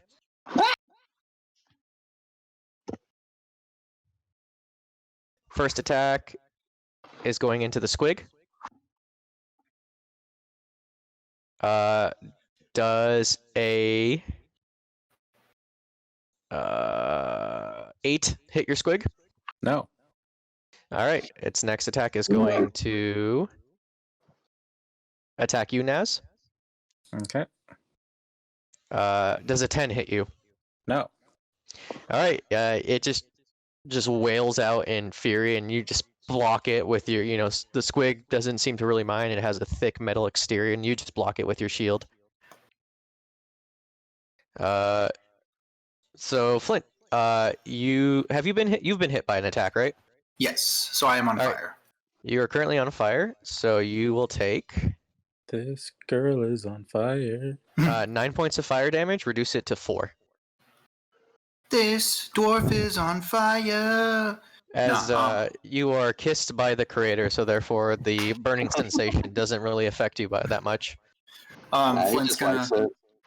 gonna look at the fire elemental and be like, "Is that all you've got? I've felt the breath of a dragon before. This is nothing." And I'll cast elemental weapon, and I'll choose cold damage, and I'll swing at him with my warhammer. Nice. So So I'll add an additional +1 just on top of it after this roll. okay, your weapon wasn't magical before? It was. Okay. But this adds an additional +1 on top of it because I cast my the Blessing of the Forge up top earlier.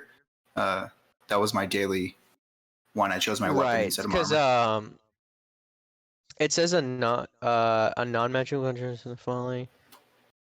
This one attack. I guess it doesn't say touch a non-magical. It just says a non-magical weapon you touch becomes a magic weapon. Yeah, if it had to be a non-magical, it'd be a difference. Yeah, sure. Yeah, sounds right. So Sweet. So that would be a 13 to hit from the +1 of the spell. that just hits. Sweet. Thank God. And that would be 7, and then let me roll a d4. So 7 points of magical bludgeoning damage, and then 3 points of cold damage. Yep. You see little bits of its flame kind of freeze, but immediately just kind of crack off, and it's reignited. Nice. And that. Oh, and I would have noticed my friend falling over, which I can't do anyways, so it doesn't even matter. I will end my turn there. I would have noticed him, but I can't. Okay, so Gaston, because oh no, that's sorry, it's on its turn. Never mind. Continue. Me? Yes. Okay. How injured does the one that Naz hit look? Oh, I'm sorry. Have you been hit by one of the elemental's attacks or no? No. Okay, then you're fine. How injured does the one that Naz has been attacking? Yeah. Gaston was hit by the area effect. Yeah, I'll sit by the Yeah. AoE. That's fine. You are not on fire from the AoE. You're only on fire from its punchies. Okay. It looks hurt. I wouldn't say it's on death's door or bloodied or anything, but it looks like it took damage. Okay. I'm gonna cast Melf's acid arrow on it. All right, Milf's acid arrow. Melf's acid arrow, yes. Is it a ranged attack? E. So you are shooting into melee though, just to let you know. Does that give me like disadvantage or something? Yes. Mm, You can probably just leave this one to me, to be honest. fair. I'm gonna give it more grease. I cast grease on it. Again. Let's see here. Somebody went down, right? Yeah. Yeah, it was Keldar, right? Yeah. I'm going to cast Cure Wounds on Keldar. What level? Let's just do first level. Alright, go ahead and roll it. SOB.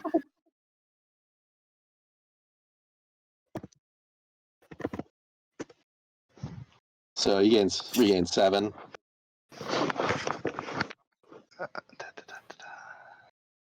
So I had 10 HP? Right? You said 3 and 7? No, you regain 7. Oh, regain 7. Okay. Yeah. Cool. Alright, is that end your turn? Yep. Alright, Ian, and then followed by Keldar.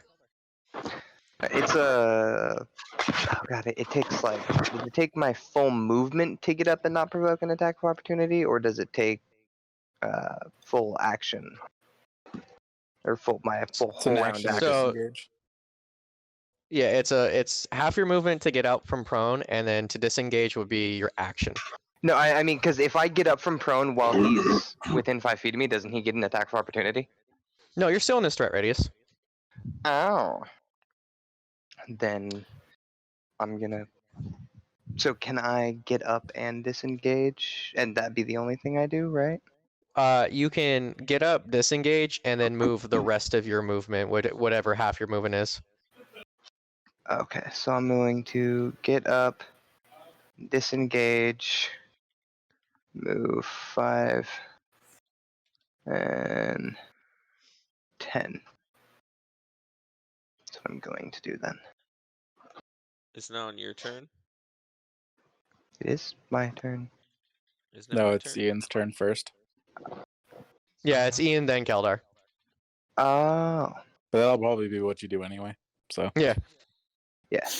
Hey, for the big, sake of- ugly, and on fire. Have you seen these huge fucking hands as I go in and slam in with one of my mechanical hand bullshit? Alright. A 9 will probably not hit. That's a melee attack, right? Yeah. Alright. Let me see. Does it have to say hit? Or hits it? Okay, nope. You swing and a miss. I'll throw another huge hand because I got extra attack. Yep.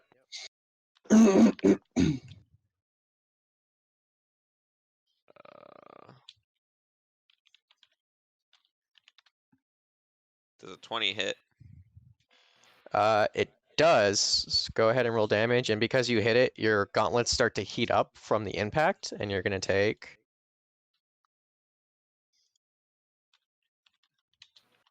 And I forgot to do that when you attacked it, Dickerson, but I'll remember next time. Okay. 5 points of fire damage, Ian. Oof. Down. And then it takes 3 3 thunder damage. Yeah. All right. And I'll use my bonus action to activate one of the perks of defense mode, initiating shielding protocol 5. And I will gain temporary hit points equal to my level in the class.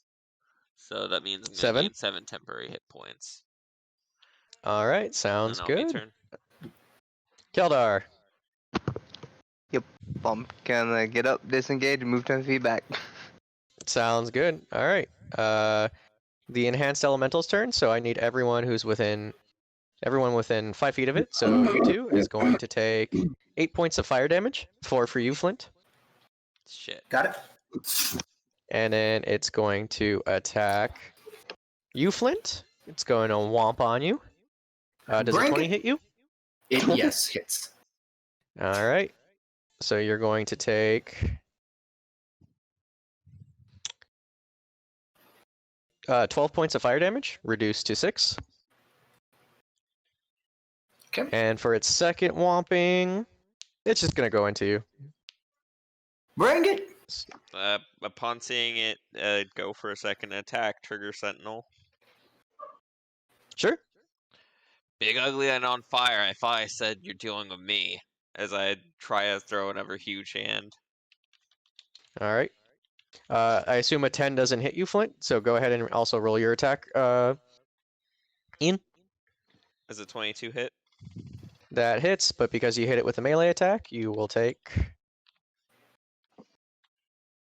2 points of fire damage. Oh. And it will also take 2 points of thunder damage. Nice. And that's going to end its turn. Nazdaka, you are on fire still, correct? I guess. So you will take 6 fire damage. Getting warmed up. And that's your go. Does a 22 hit? It definitely does. Has 10 damage. And you'll take rolling dice. Go ahead and make your next attack, and I'll. My roll 20 is being a little slow, but How that's damaged okay. does it look? How damaged does it look? It's hurt, but still fine. Okay. You're gonna take 3 fire damage from the first attack. Okay. That 22 will hit again. 13. Yeah, it's looking pretty hurt actually. And then bonus you're gonna take action, 9 points of fire damage from the second attack. Sweet Jesus. And what is your squig doing? Force empowered run. All right. Oof. Critical Um, miss. Can we get an F in chat, boys? Critical miss. Yeah, critical miss. Whatever. All right. It's going to take.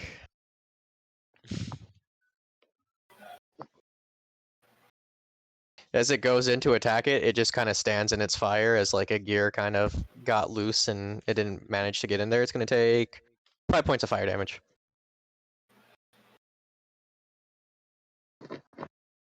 Cool. That's my turn. Cool. All right. Up next is the fire elemental. So Gaston, Naz, and Squig are all going to take 3 points of fire damage.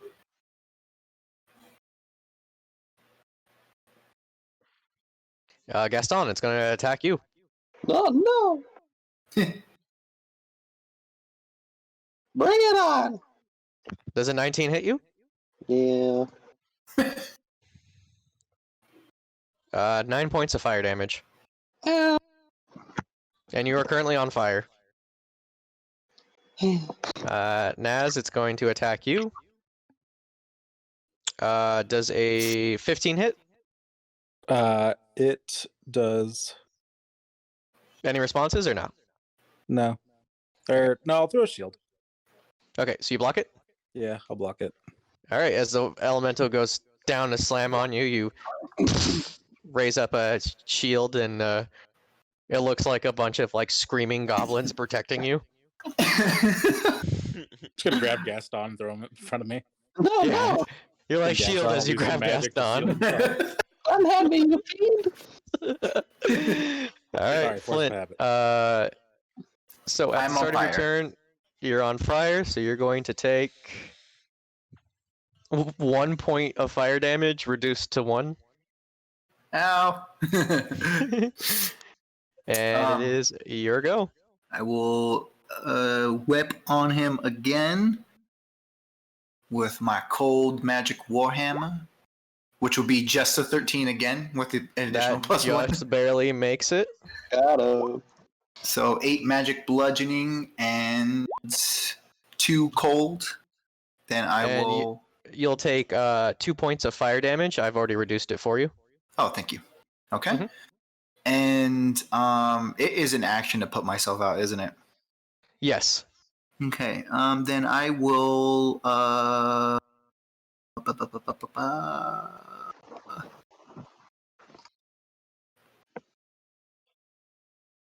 I will end my turn there. Actually, just trying to All right. womp on it. Sounds good. Gaston, followed by Ian. Broken. I'll cast Milf's Acid Arrow on the one next to Flint. All right, go ahead and roll to hit.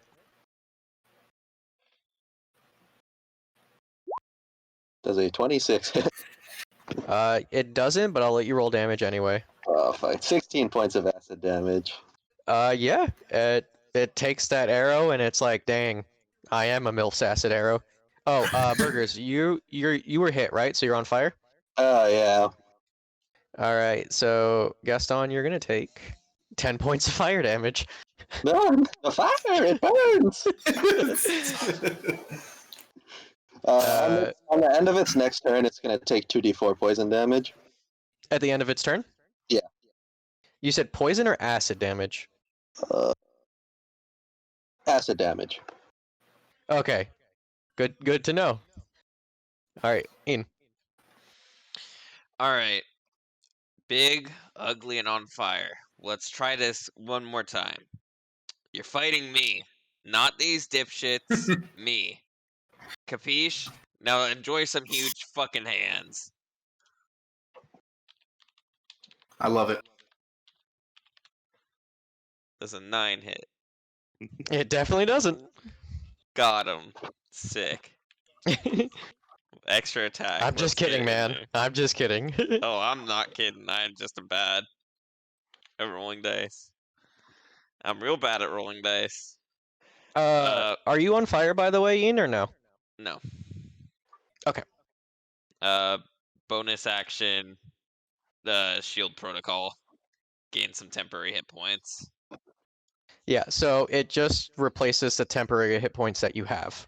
Which were non-existent. Oh, okay. I thought you still had 7. I lost them all. Oh, 'cause, okay. You know, That's fine. fire damage. Keldar, I guess I would say you got extinguished when you ate dirt, so you're fine. Go ahead, Keldar. I was never on fire. Well, you know what? Then that's fine. That works too. I've only been hit by the AoE. Gotcha. All right. What you doing? I'm shooting this one. All right. Freaking thwap.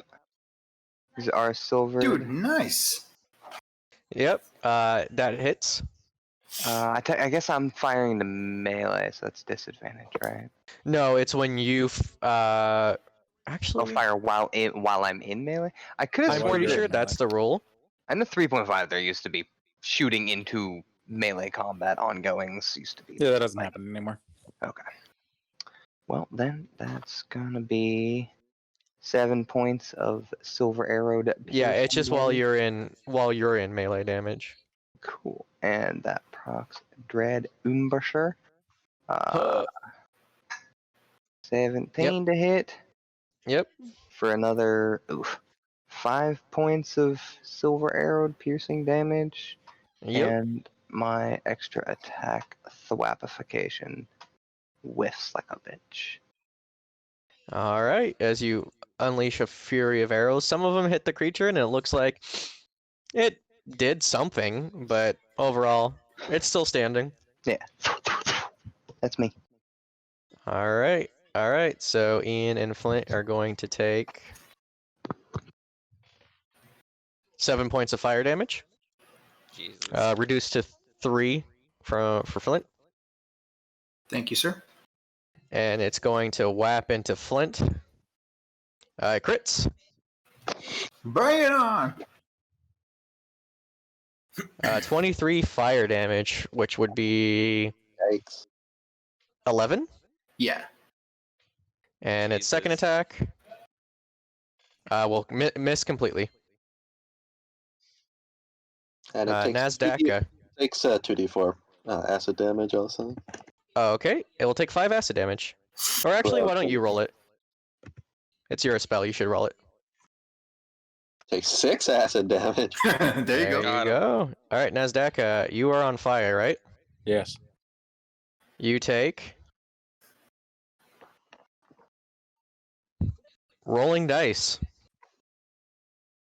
1 damage. Dude. Let's go. 8 points of fire damage. Cool.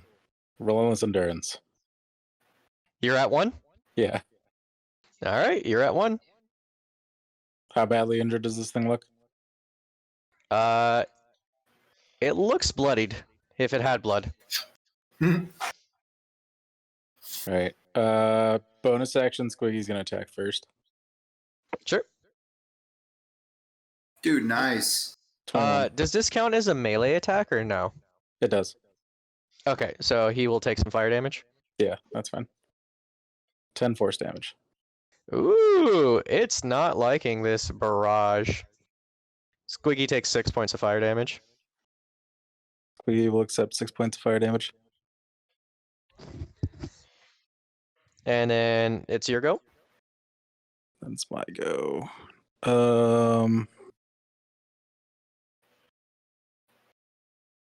I'm going to cast Cure Wounds on myself. Okay. We'll do it at level 2. Mm-hmm.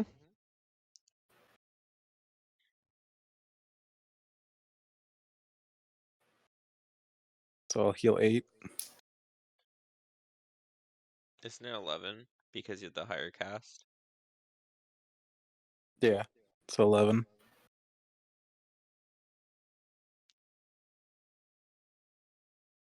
I'm at 12. And that's my turn. All right, everyone within 5 feet of it's going to take 7 fire damage. So everyone here. And it's going to whap at Gaston. Oh, fuck. It completely misses. Broken.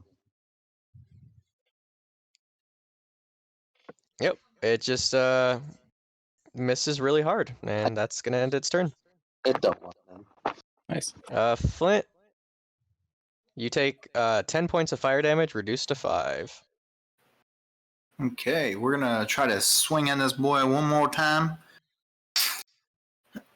Ooh. And that fire resistance is, oof, really good. Yeah. Yep, that hits. 19.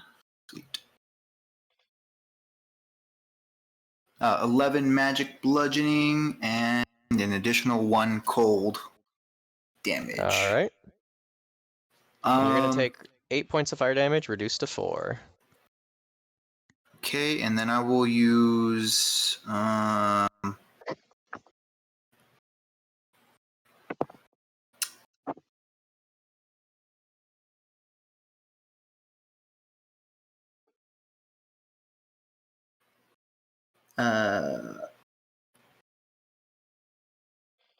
no, actually I should just save that. Okay, yeah, I will actually end my turn there. All right. Alrighty, Gaston, you're on fire, right? Yes, sir. You take 9 points of fire damage. It burns. Jesus, I can't do math right now. Okay. The fuck am I doing with my life? Let's see You're turning into a sweet, sweet hot dog. here. Fucking apparently. Oh god. You know what? We're gonna MILF's acid arrow that bitch again. Yep. Does he keep continually taking the damage, or is it only once, like, after the end of his turn? Just once. Okay. Yep, go ahead and roll the hit. That's a 19 hit. It does. Broken. 12 points of acid damage. Yeah, it takes it. 2d4 on the end of its next turn. Sounds good. That's it for Alright. me. Ian, have you been hit by the creature yet, or no? Still no. Alright, you're not on fire then. Alright, I don't know how many times I'm gonna have to repeat this. Leave my friend alone.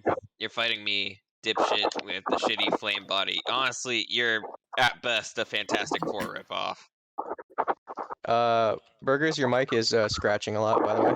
That's good. Does a 20 hit? It does, and you're going to take 4 points of fire damage. 2 points of thunder damage. It takes 2 points of fire damage, or thunder damage. And then we go again.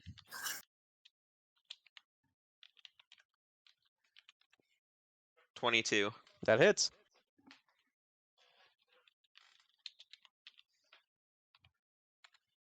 $7 points of thunder damage. This thing is looking very hurt, as you also take 6 points of fire damage. Well, this is starting to get a little shaky. Healing protocol reactivate as I gain 7 temporary hit points. Sounds good. Alright. Keldar, You know what it be. you know how I do. Firing at the left one. Mm-hmm. Silver arrow. Procs a dread ambusher. Firing a second time. Yep. Silver arrow. And extra attack at the left one. Silver arrow.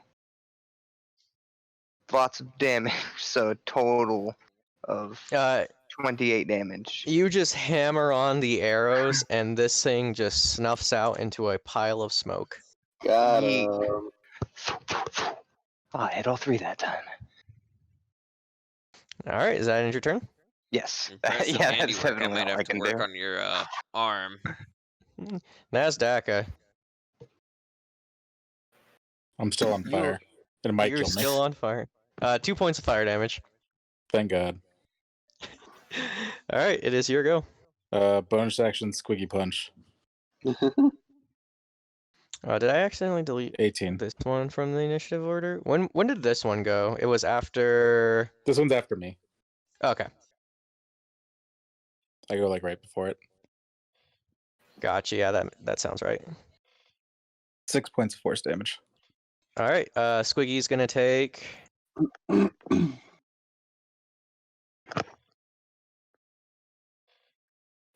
7 points of fire damage.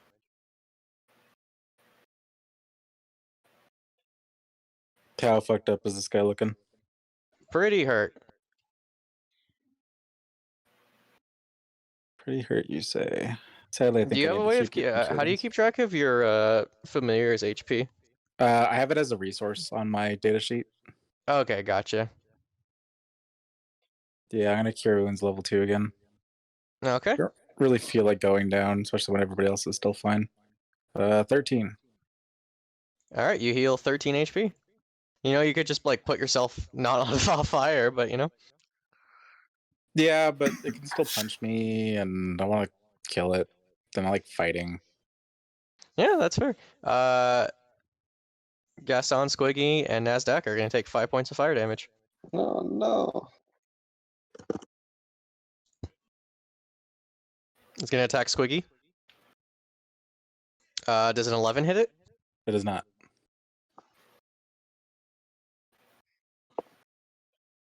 It's gonna attack Gaston. Oh man. Does a 20 hit you? No, but I'll let you roll damage anyway. 7 points of fire damage. Whew, I'm at 2. All right, Flint. You're still on fire. Yes, sir. 10 points of fire damage reduced to 5. Okay, I am going to use my action to put myself out. And then I will use a bonus action to cast Spiritual Weeping. It is a forge mallet that is basically glowing with the embers of the furnace from the creator. And I will open it. The dude was right here. That's where he's chilling, right? Yes. Yeah, I will place it right here. Oh, I'm sorry. He's over here. He moved? That's the other one. The one you were fighting is dead. Oh, I had the hugest brain fart. Okay, I will cast it over here. Mm-hmm. And let me create you a little thing for it. Make it gold and red.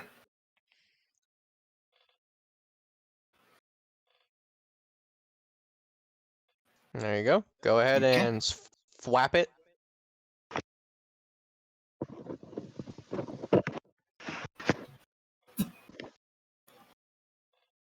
And booyah! Crit! Nice. Nice. Roll double damage.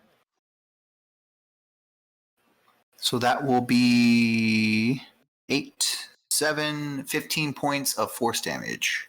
It explodes into a pile of smoldering embers that hits your guys' armor and deals no damage. As you guys realize, shit, I'm still on fire! Feel the presence of the creator! These embers were nothing. Oh, that was mine. I'm gonna begin Sorry. summoning my little nanobots to start putting out my friends. I'm gonna pull out like a beaker out of my bag and like scoop some of the ashes into one of them. Yeah. If everyone, once you're out of fire, please convene on me. And I'll kind of get to the center of everyone, and I will start casting Prayer of Healing. Ooh. It's level 3.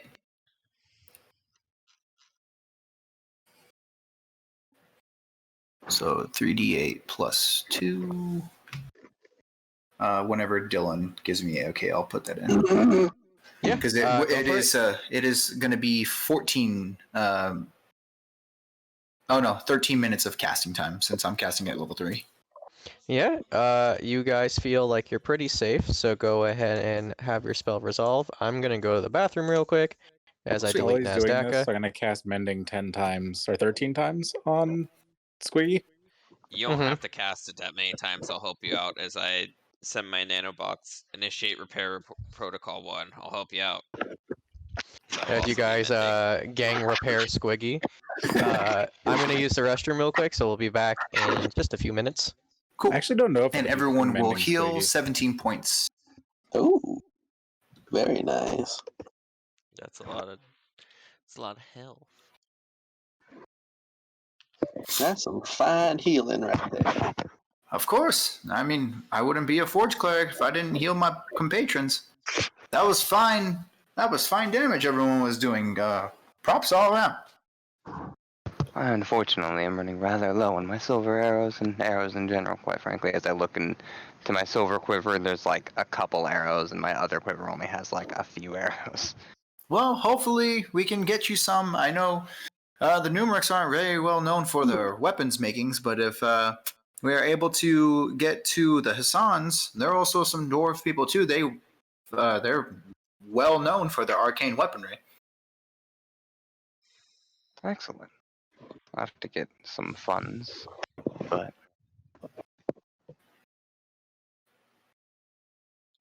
Yeah. Those fire things certainly pack a punch. They also don't seem to understand the concept of, hey, fight me, dipshit, but whatever. Compared to Dragon's Breath that I've dealt with before. That was seemingly nothing. No, you met a dragon before? Yes, actually. Well, that's really cool. You want to tell me about that sometime? I mean, I can tell you about it now. Keldar was actually. Oh no, Keldar wasn't there. He was watching the door. Keldar Yeah. missed I saw all I needed to see. it. Yeah, so we were in this illegal goblin fighting ring, and I went in to fight Really? them. Yes, and one of them was using an illegal weapon. So I thought they're cheating. I might as well use my magic. And as soon as I started to use my magic, they brought forth a dragon, which killed all of them, and and breathed its immense heat fire on me that I could only imagine is what the Creator's forges of his own fires probably feel like upon your skin. And I lived to tell the tale. After that, we left. No, very impressive. I watched you beating on that fire monster over there. That was great. Yeah, my skin has been blessed by the Creator himself, so fire doesn't really damage me as much as other folk. Really? Would you mind giving me a skin sample sometime? If I happen to lose some skin on the battlefield, you have my due diligence to keep it, if you'd like. You're a paragon, sir. Say, Keldar, it occurs to me you were noticing your whole ammunition problem, and also noticing the fact that you're using one of my models of arm augmentations. I believe I could do something to alleviate that. Care if I take a I am look? all ears. Be my guest. And Take care, this is a rather important bow, though. Indeed. Thematic. I'm going to be using an infusion, but thematically, it's not going to be your bow. It's going to be your arm that I'm augmenting for thematics, but mechanically, it's going to be your bow, of course. Yeah. Don't you change infusions at the end of a long rest? Yes. I mean, couldn't I start an infusion? Or at least start the process of an infusion? Sure, but it won't take place until the end of a long rest. That's fair. Well, thematically speaking, I'm just starting the process of infusing his arm. Sounds good. All right. It's also the same thing with regards to the mending thing with your robot, Dickerson, is that, well, technically, I don't think me mending it does anything, but thematically speaking, that's what I would be doing in character, is helping you fix your little robot dude. I would feel like as soon as you're trying to think about doing that, you'd be completely horrified by the fact that it's literally filled with nuts and bolts. Not really. I don't think you could figure out how it's actually working because it's literally like not built correctly. I've pictured this I don't know why I pictured it, but I've pictured like this little black piggy bank for some reason with tiny little wings and just full of nuts and bolts with like this gaping maw of teeth. That's I don't know literally why. what it is. Yeah, I was gonna say, I don't know why that's what I pictured, but that's what I pictured. Like nothing seems hooked up to anything. There's no like power source. It's literally just a bucket of bolts. I was, Valid, for some but, reason, constantly I thinking. know what broken metal looks like. I would imagine I'd at least be decent. Technically, enough it's to try made and of fix broken that. metal. So Fair. In my head, I was just thinking of a more rounder Goddard from Jimmy Neutron. Yeah, that kind of fits, but less like sophisticated looking. Yeah, that was just my imagination. Well, everyone, that was some fine battling. I'm ready to continue if you are, and as soon as we get back to the guild, lunch or dinner, depending how long it takes, is on me. Speaking very of which, Ian, generous of you. do you have another Mountain Dew gamer fuel? Oh my god. As a stimulant, unfortunately, my armor is missing the proper fuel cells at the moment. I would need to actually give myself time to recharge in order to give you to administer the stimulant at this point. Sorry. So we'll have to figure out another way to move this box. I'm gonna stride over with supreme confidence and offer to help. All right. Yeah, Son kind of like spits on his hands. I'm ready, boys. Flint's gonna giggle a little bit and go over and attempt to help him. How many hands do you think it'll take for us to get this up there? I could do this by myself if I had to. Okay, let's see you do it. All right. I'm gonna try to lift it. What's your strength score? 9. Okay, athletics. Oh boy. You don't even bother lifting it. It's like you put all your might, and then you hear like a, and you can't lift it. I'm a little off today. I can do it tomorrow. Why don't you try greasing it? You know what? You're right. No, I'm not gonna do that. Who else thinks that they'd be able to help me lift this thing? So we're all standing around trying to help. I lift mean, it. given I the don't know fact how many that of us it takes to lift it, but yeah. well, I happen to know how strong my stimulant is. If Keldar, just with that stimulant, was able to lift it, I'd imagine we only need about 2 of us at about Keldar's strength to actually properly lift that thing. Okay, let's try it. Not a high bar. All right. So which 2 of you are attempting to lift it? Me, And Flint. me, Keldar.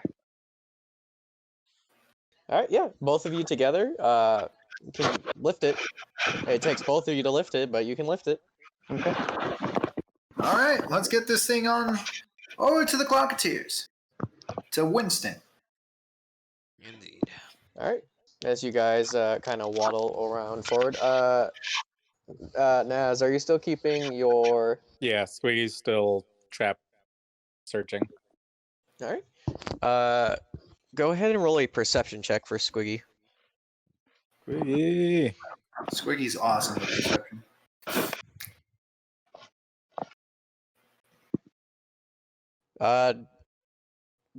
Yep. Doesn't see anything out of the ordinary. Nope. Everything's clear. Who of you has the highest passive perception Squiggy. Squiggy. besides Squiggy? I have a 13. I think that was the highest. Yeah. So you guys continue moving forward, and about 30 feet in front of Squiggy, he sees something. It doesn't like, you can't communicate with it, right? It can understand me, but I can't understand it. Right. So if it sees something, how would it react? It would immediately run at it. Okay, it immediately runs at it, and it rushes 30 feet forward. Yeah. And I need Squiggy to roll initiative.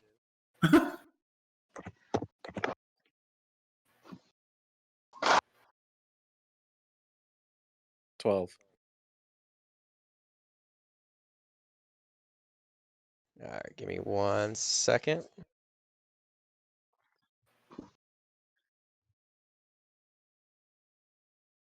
I got a 12. Yep. All right, so Squiggy is about 45 feet in front of you.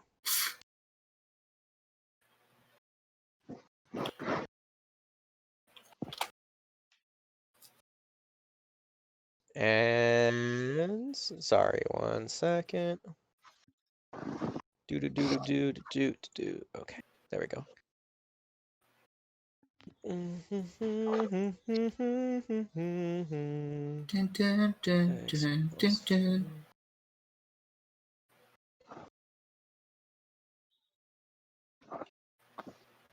dun. He goes first as he is met with what looks. Oh, you don't know. You don't know what he's met with, but he immediately charges forward.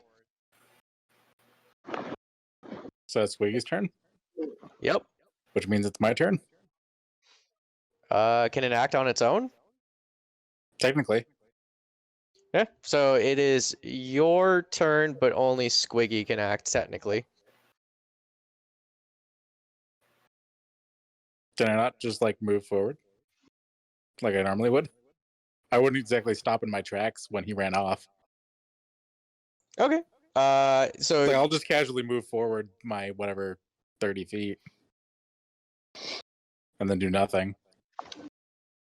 okay, so it's when it meets the things, it's not going to do anything. Well, it's gonna go probably bite it. Okay, so assuming yeah, that thinks it's a so bomb.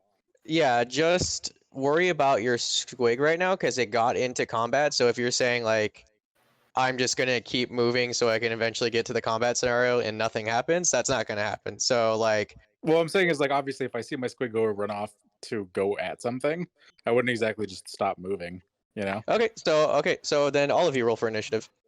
Yeah. Like, we don't even have to know that it's combat, which is why I'm saying I would just kind of keep walking at it, assuming it's going to go trigger a trap. Okay.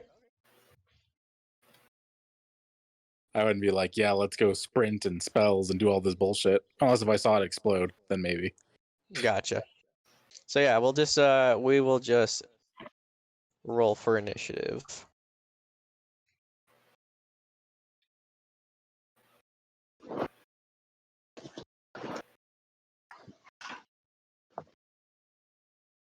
Because Squiggy does have to act after me anyway, so. Sure. So we'll just say your initiative is his then, or? Yeah, we always have to share the same initiative. Gotcha. All right. For some reason my tokens aren't dragging, which sucks. It might just okay. That's fine.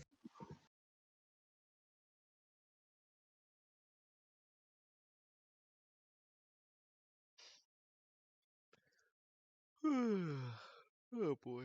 All right. So top of the order is Ian. You just see this pig monster just kind of run off. He's about 45 feet away from you. Or no, he would be. He's 15, then he ran another 30. Yeah, 45. Should we like chase after that?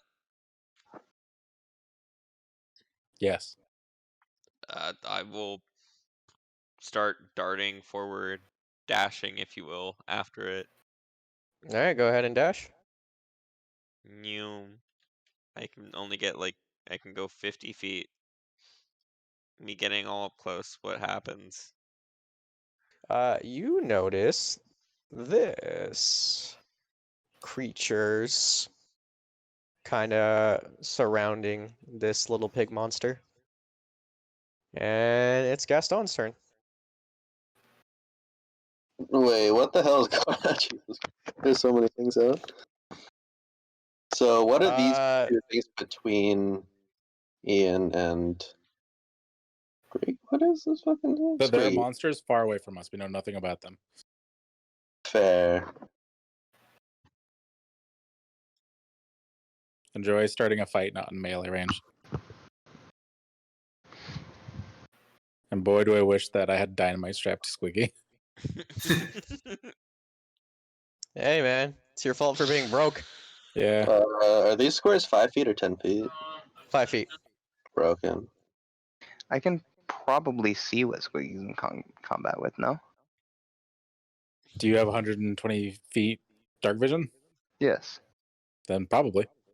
Yeah, I posted what it looked like in the Discord, but I'm having a hard time loading images right now, so you guys will see it in a second.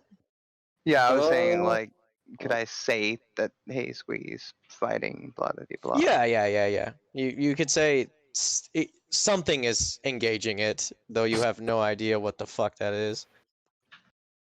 Yeah. I'm gonna throw a firebolt at it. Firebolt. E. Okay, go ahead and roll to hit. Which Does is? a 20 hit. 20 does hit. 19 points of fire damage. Yeah.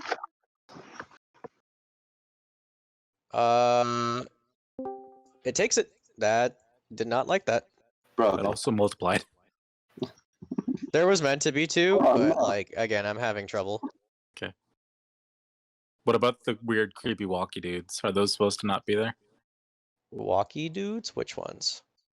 This one and this one. Yeah, that was what was confusing me. Oh, I can't see that because Yeah, it looks like again, there's 4 enemies right now. there's only 2. I see 5 on my screen. There, I'll reload my roll 20. Flint, is your go. Upon seeing everyone rushing up there, I will do the same to help out. That being said, we are carrying the box together, so my plan. Oh is yeah, that's true. My plan is to. Can I just say I am moving with him, and then just not have that? However amount of movement he uses, I just don't have that amount of movement when it gets to my turn. Yeah, so You can just what drop you the box as a free action. We could. That was already determined. normally like you can hold your action to move when someone else's move, but he's first in the initiative order, so I would say no. Can you refresh the turn order so I get back into where I'm supposed to be? Because I wasn't on the turn order. Oh yes. There we Okay. Then There we seeing go. him want to rush off, then I will also drop the box when he does. Okay, are you just like letting it hard drop onto the ground or no? It depends on however he lets it go. If he's setting it down, I will also set it down. If he's just dropping it, as will I. Yeah, I I wouldn't can't want hold to the just thing like by myself. slam it. I'd want to set it down. All right, you carefully set it down. And I And- will let's see, these are 5-foot squares? Yes.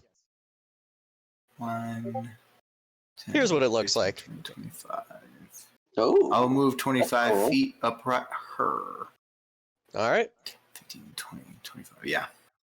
And that will end my turn because I can't really do much. Nasdaq.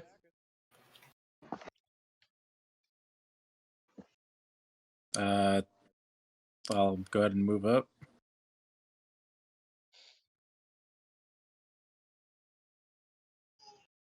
Yeah, I'll kind of accentuate it so that way the people watching can see it. This is what it looks like.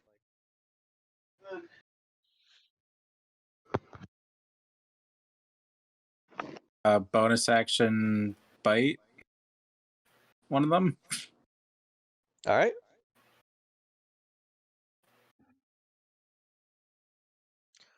That's a 13 hit. Does not. Cool. It's gonna run.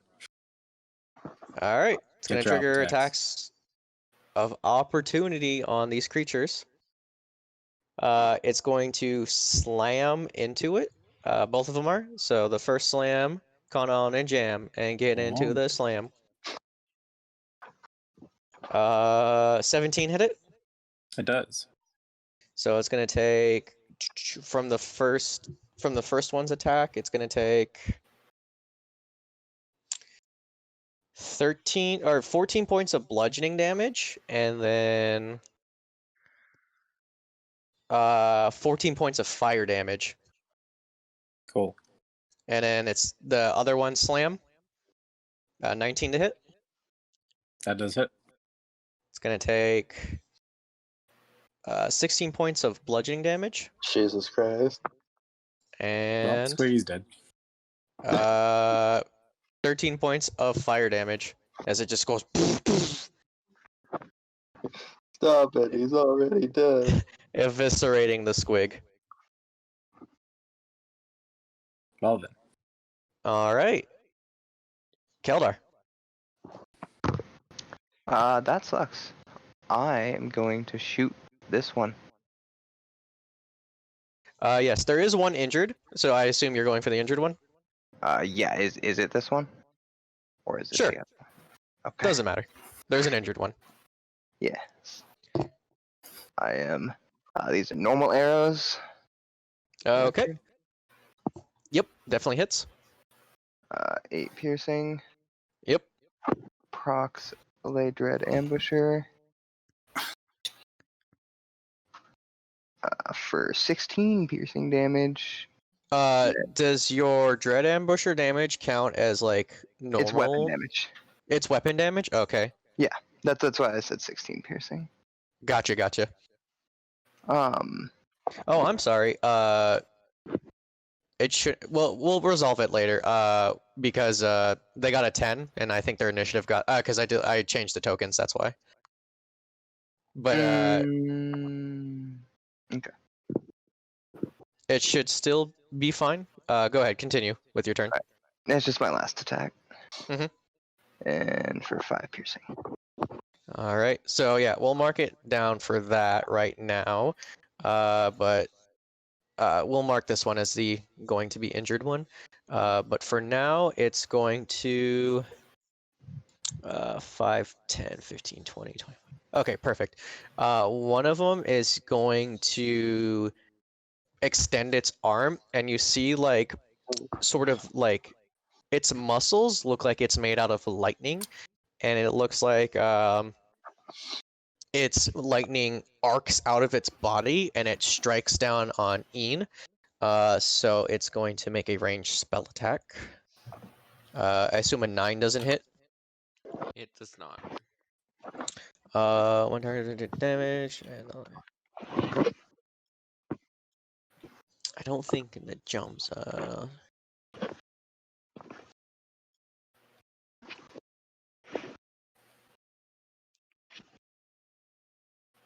Okay, no, it doesn't. Okay, and then it's gonna extenuate its other arm, and lightning's gonna jump out still at Ian.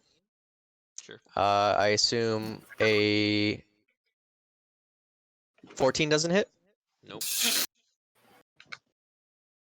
Does that hit? No.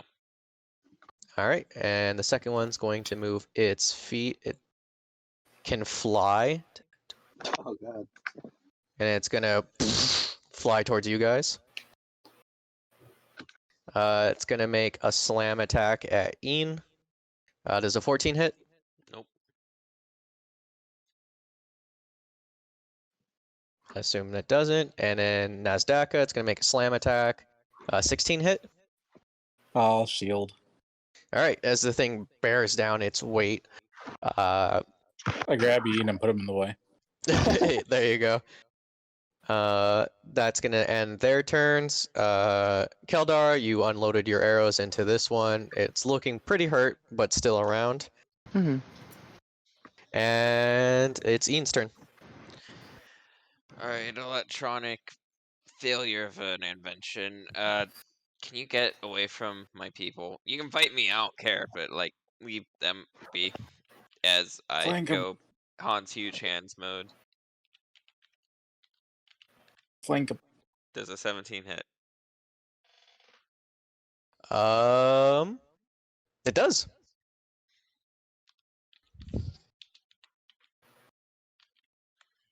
Four points of thunder damage. You smack this thing, and it looks like it doesn't really care. We try again. All right. Flank him.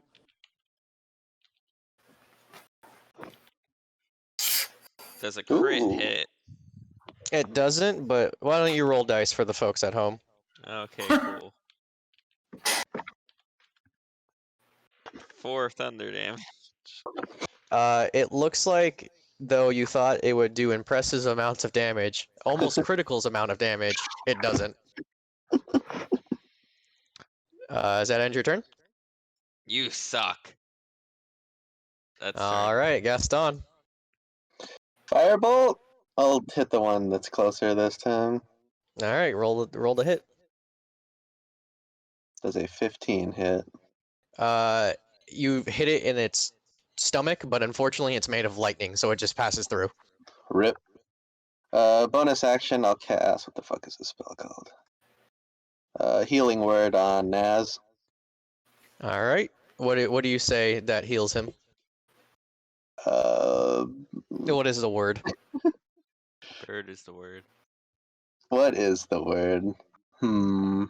Bird. Yes, the word is bird. All right. Can you heal him for how much?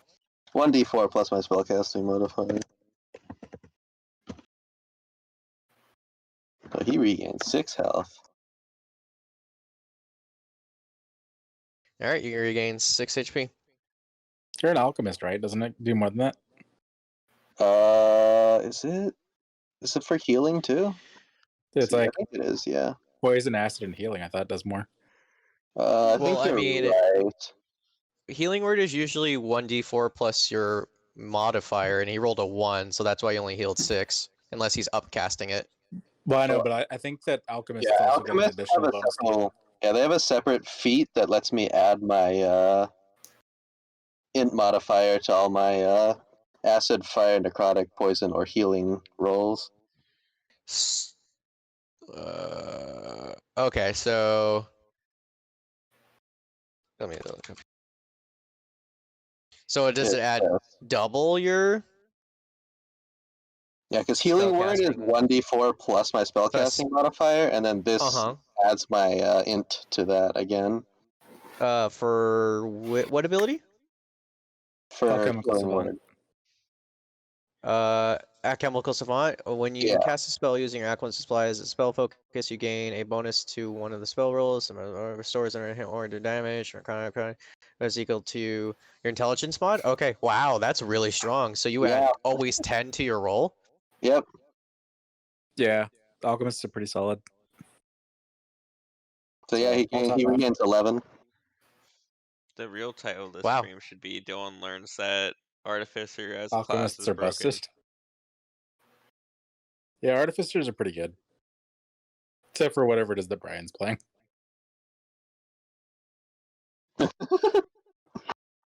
he's struggling a little bit.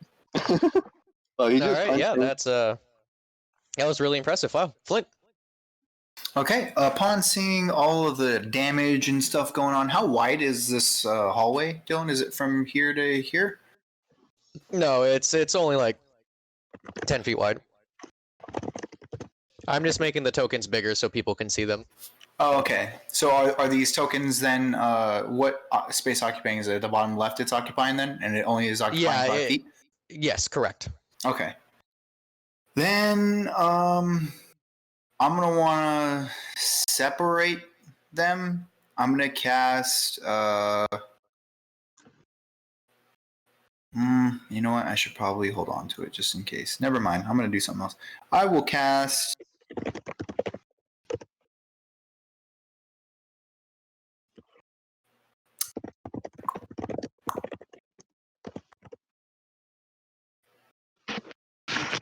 Let me see the range on this. Sorry. It kind of threw me for a loop on my plan. Yeah, no problem. Take your time. With that, it will be Nazdaka. My turn's very dependent on his turn. I will cast Guiding Bolt, level 1, Guiding Bolt. on homeboy right here.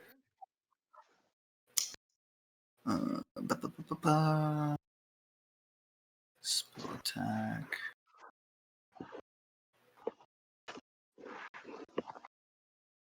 My turn is definitely dependent on his turn.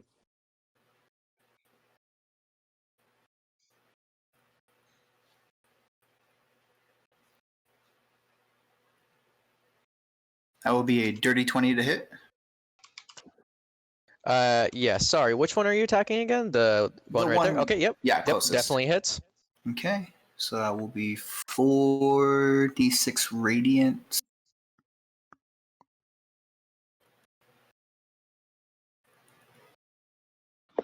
That'd be 17 radiant damage.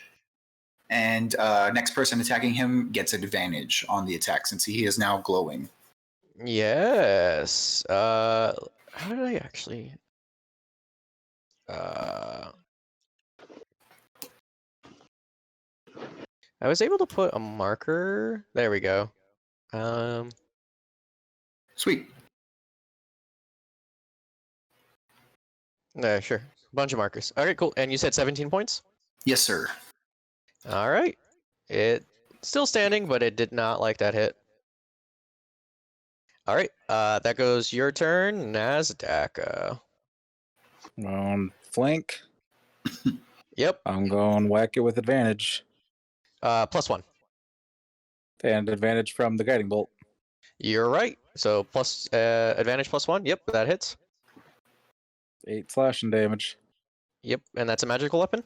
It is a magical weapon. You're right. I'm going to punch him again. I add +5 to the roll. Okay. Through Flash of Genius. Yep. All right. So good. All right. Yeah, that definitely hits. Go ahead and roll damage. 9 more damage. It's still standing, but it looks like it's shambling. Cool. I don't think I have any bonus action things, so I'm probably done. Sounds good. All right. This one is going to stretch out its arm and it's going to shoot Wait, I lightning. lied. I'm gonna bonus action Sanctuary. Now I'm gonna be done. Sanctuary myself. All right. Flies. So what does Sanctuary do? Whenever he tries to attack me, he has to make a Wisdom save. If he fails, he has to attack something else. All right. He's going to extenuate his arm and completely miss Ian, and then he's going to extenuate his other arm to try to hit Ian and completely miss. This one is going to attack you, Nazdaka, with a slam, so it has to make a Wisdom save or attack something else, right? Yes. What's the save? 16. It fails, so it has to attack Ian Yeah. then? Yes. Okay, it's going to attack you with a slam attack. It misses. Sure. It's going to just slam into Ian and miss. Wow, I am rolling horribly. It destroyed a squig and nothing else. That's what he would have wanted.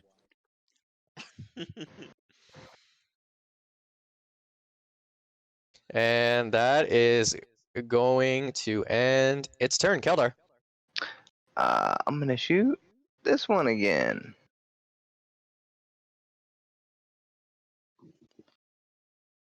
The injured one? Yeah. Yep. If you guys could see my rolls, I rolled like 2, 3, 2, 3. It's awful. Hey, thank you so much for following Simply Cabbage. I hope you're enjoying the stream and our lovely game. 16.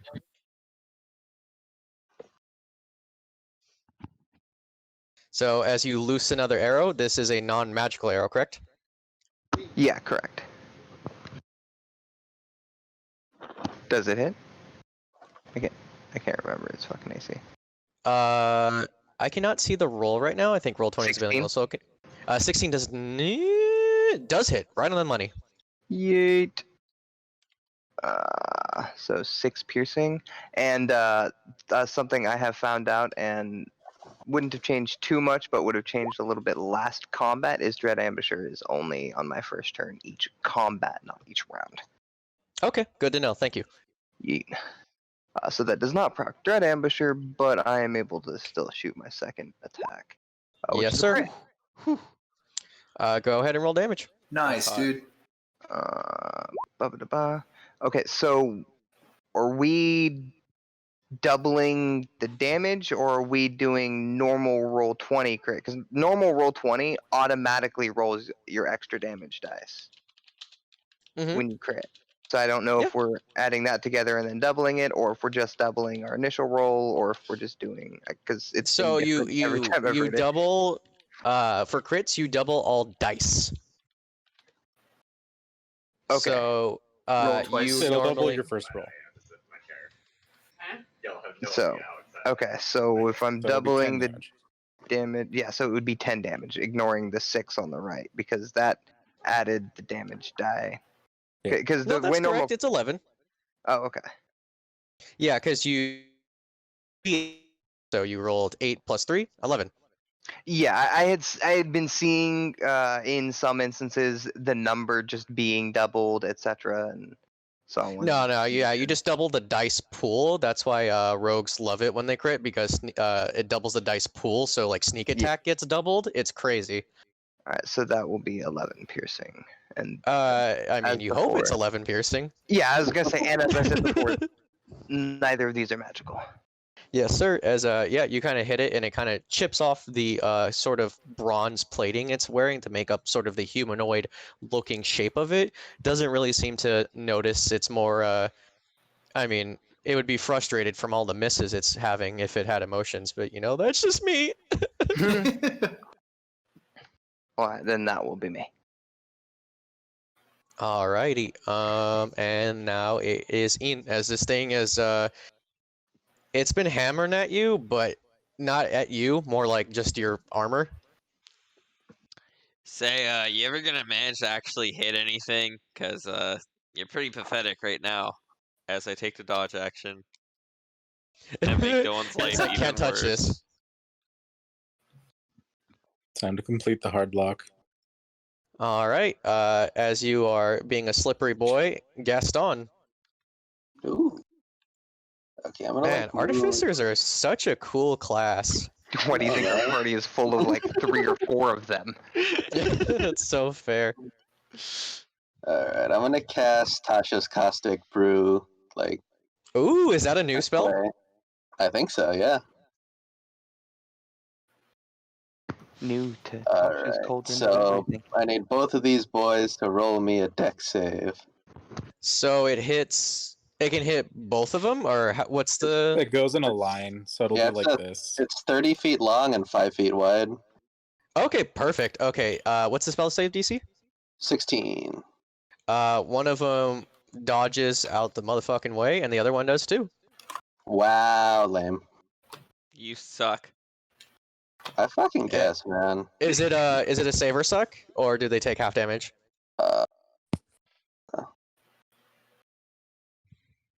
Nope, just a save or suck.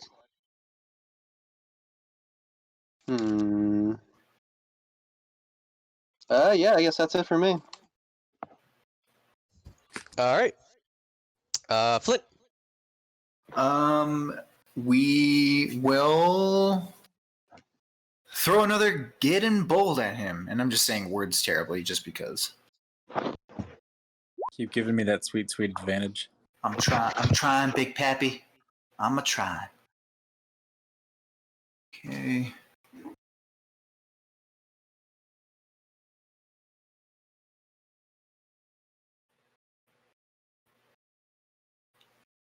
That'll be a 12 to hit. Unfortunately, Flash it of does genius. not. Son of a bitch. So add that 4. will. What's up? Flash of genius. Yeah, we have like Means 3 sets of Flash of Genius here. Yeah. Oh, so Jesus, add okay. 4. So then, 16. Just hits as you're just like Eureka. Thank goodness. I'm sorry. Which one are you attacking? Same boyo here that was already that I had hit previously. Yeah, he's not happy. Is it cool if I narrate how the Flash of Genius of what I basically do? Please do. So basically, upon seeing you attempt this, I'm just like, nanobots, can you make sure this man knows how to hit the broadside of a barn? And you watch these small nanobots like pop out of my giant fist, and they just kind of guide your shot right where it needs to go. Nice. Thank goodness. So he will take 14 radiant damage. Yeah, he does not like that at all. And he is glowing definitely again. looking worse for wear as you see this sort of like aura fire kind of go around it and encompass its body. Nasdaq. Whack. 25. Oh yeah. 14 damages. It does it explode? It's looking on death's door as it is Whack. it is hanging on by a thread. 28. Roll damage. Whack. It's gone. It crumbles into a pile. Greg's remember going to in for the engage other fences. one. All right. That's my turn. All right. It's going to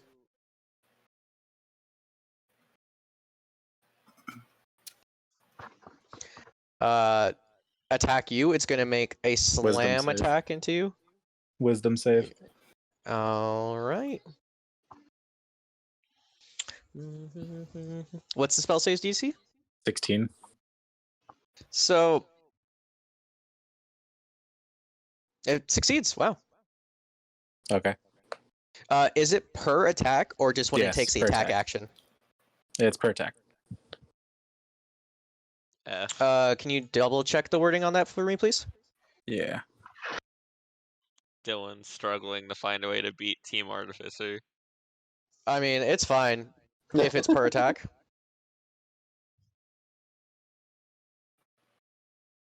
Yeah, it's whenever it's targeted with an attack. Cause so does it make you have to roll twice with multi Extra attack? attack? Yeah. Yeah. Okay, cool. Sweet. So well, let's see. Whenever a creature targets a word creature with an attack or harmful spell. Yep, you're right. Okay, cool. It crits you, unfortunately, though. Sure. F. So Again, you're going F to in chat, take. boys. Jeez, Louise, Dad. The first, it's going to be 18 points of bludgeoning damage. Sure.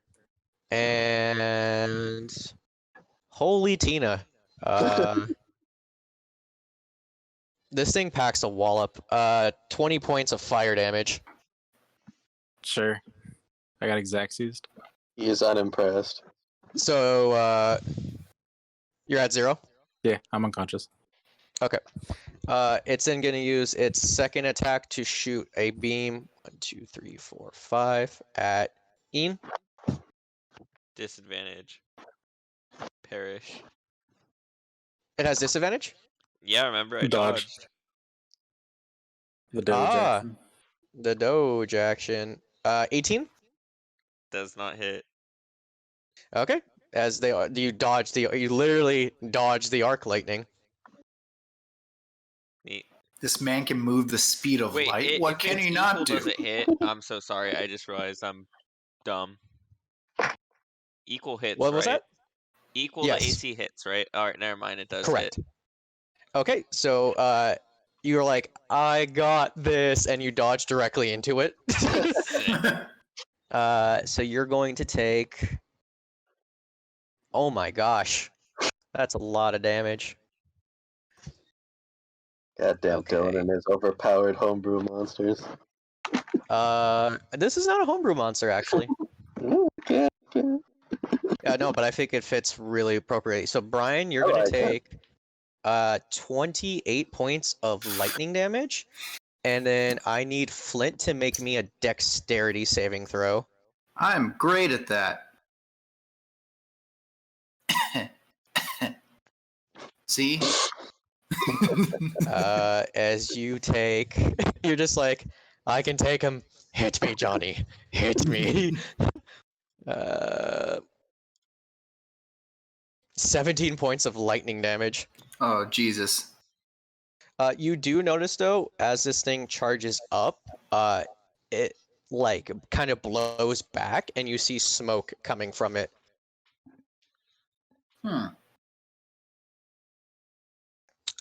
So it's Keldar's turn. Are you you still up, Brian, or no? Oh yeah, I'm fine. Okay. I may have just met him, but this has gone on long enough.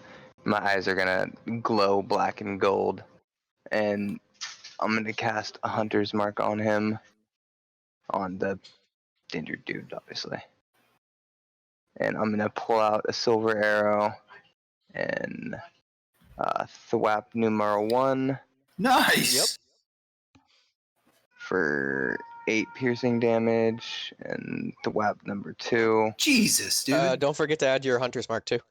I did. That's what the 3 is. Oh, okay. It deals weapon type damage, so that's why there's nothing under it. So I know that those together are the piercing. Got you. Threat number 2 is 15 piercing damage. Hell yeah, brother. It's smoking and heating, but it's still standing. Ian, as you feeling a little bacony yourself. Actually not, but thanks, disembodied voice in the sky. That actually didn't do too much. That being said, I got a surprise care package for you. Defense option 1, initiate. And I'm gonna launch all 3 darts at this bitch. As you guys watch as the gauntlet that I have with my huge hand pulls up a tiny little rocket launcher and just starts launching 3 rockets at this thing. Magic missile. If you don't get the gist. I understood. Thank you. I'm kidding. So yeah, you fire into this thing, and you see like there's like some sort of central core mechanism to this thing, and it spins and it just goes, and it falls into plating. Neat. So we All should right. probably go help our friend. As I Yes, start walking my way up to him, initiate protocol biomass repair. I'm gonna And I will sprint cure right wounds. past Naz's unconscious body and start studying the remains of this thing. As Sure. you- Go ahead and give me a Arcana check. Ooh. As you'll heal for 9 points of healing. You have no idea what this is. Son of a bitch. Everyone, gather around one more time. Level 3. Do I know what this is? Go ahead and give me an Arcana check. I would also like to see if I know what this is. 27. You're like, of course you know. It's one of them robots where you put lightning in them and then they do things. I like it. Very interesting. Very interesting. Are there I'm gonna- shiny bits? Yeah, their body is made of like a copper, bronze, metal. I'm gonna collect the shiny bits. You loot the body. Go ahead and roll me an Arcana check, Brian. Subroutine. You do Google. actually know. You had twice your proficiency bonus. Okay. Yeah, so it's gonna So be it'd an be- additional 3. So 23. So 23. Yes. You know this to be a flux charger. Dylan, as soon as 13 minutes pass, let me know and I will pop my prayer of healing. Yep. As you begin, saying your prayer to the creator, the great creator, you see a bunch of like gnomes, and like some of them have like mechanical parts and stuff like that, and they have like black hoods, and they're like, "Hey, we heard the commotion. What's the big deal?" Brethren, let me handle this. While he's Yeah, I casting like- that, I'm gonna bring back Squee. I'm just gonna be looking at this flux channeler. I'm just gonna be kind of investigating it, exploring it, kind of, picking at it. Sure, we'll get to you guys one at a time. All right, so Gaston, you meet there's 4 gnomish gentlemen, and they're like, "Hey, what's the big deal, guys? Why all the noise?" Oh, well, you see, we were transporting that box back there, and we got attacked by these strange magical things. Oh, well, did you take care of them? Yeah, we did. Oh, well, we can take that box to the boss for you. You don't have to worry about it. Mm. It's a very kind offer, but unfortunately, I don't think I can just hand this box over to 4 complete strangers. Well, I mean, you had to deliver it, right? And we're the guys you deliver it to. Inside check. Sure, roll an insight check. Remember, we are also supposed to deliver it to Winston. Right. They sound genuine. Well, we're supposed to deliver this box to someone named Winston. Oh, yeah, that's me. Can I roll another inside check? Sure. Shit. I mean, why would he lie to you?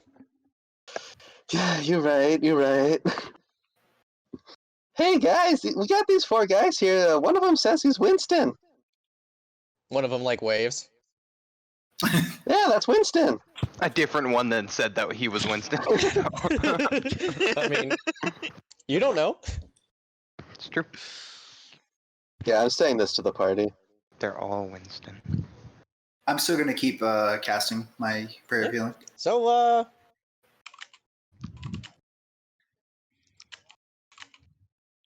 To be fair, I don't know this conversation is going on. Yeah. Like, I can Yeah, see they're I'm talking, just distracted but I by haven't flux moved from the drive. box.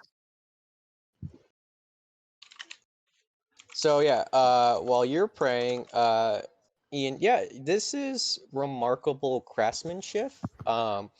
this is kind of up the Clocketeers' alley from what you know of Clocketeers.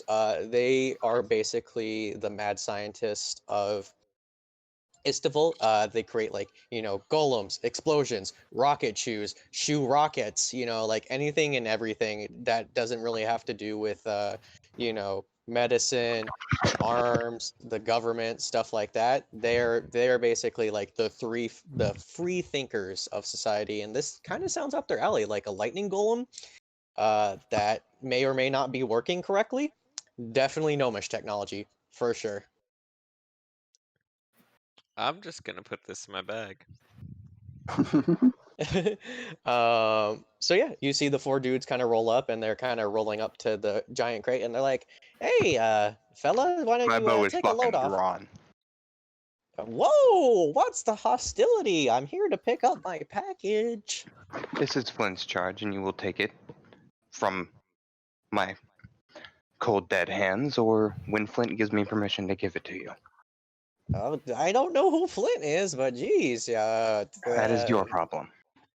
Okay. Is Keldar further back? He is, right? Yeah, I am Oh. way back here. I'm still great. I will stop praying actually, because I don't want to pop that and not heal you. So let me make sure that my spell slot's back. Everyone, would you mind if we move up? I'm going to use a healing word on our knocked out friend here. I'm Is already there up. anyone that's So still you can knocked heal out? more if you Because want. I cure wounds him. He should be Okay. in- I will hold on to it for now, just in case, because I want to have as many healing words as I can at my disposal. Let's all head back over there and really see what's going on. See if we can convince them that we can deliver this. Because even though I'm healing and I'm like concentrating, I can still hear, right, Dylan? Because I was right there. Yeah, of Okay. course. They're not So- like being sneaky about it. They're like, hey, we're here to pick up our shit. Yeah. And if Yeah. nothing else, he can see Keldar drew his bow, knocked an arrow. Yeah. Yeah, it's So a I'm- pretty nice drawing. It's made with crayon. So I will come back to it. And pardon me, gentlemen. I assume you're from the Clocketeers? Yeah. Well, I am. These are more of a pickup guys, you know? You have non-pickup guys helping you? There's 4 of them total. Oh. Well, these are also my pickup guys as well. And we were instructed by a higher ranking member from the Numerix to hand deliver this to Winston. Was it Mad Hatter? Madhouse. Madhouse. It's a Winston Madhouse by hand. So unfortunately, we wouldn't be able to actually just give this to you, but I'd be more than willing to carry it for you if you can take us to him. Did you not hear the previous conversation? It's literally me. Do you have any form of identification? No, but I mean, does like the mailman question if it's actually your house when he delivers the mail? No, because it's my house. I live there. Well, I Oh. mean, why would a bunch of random gnomes be in an underground tunnel where a bunch of lightning monsters are? Real quick, Exactly. Well, this isn't your Clocketeers headquarters, is it? No, this is my house. You live here. Well, not underground, but yes. real quick, does this guy match who the description of who I know as Winston Madhouse since I knew of him? You knew of him? Maybe. You don't know like, an accurate pinpoint description of him, and he's a gnome. Kind of looks like a gnome. This dude also looks like a gnome. Can I make an insight check to see if I believe him in what he's saying? Sure. And I will actually flash that. So 20 total. 20 total? Yeah. This dude doesn't seem all forthright.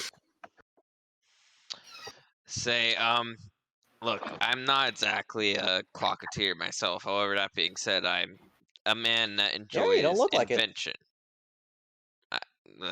Anyways, I'm a man that enjoys invention and, the firmament of tech and whatnot, but you seem like you're not telling us the full truth.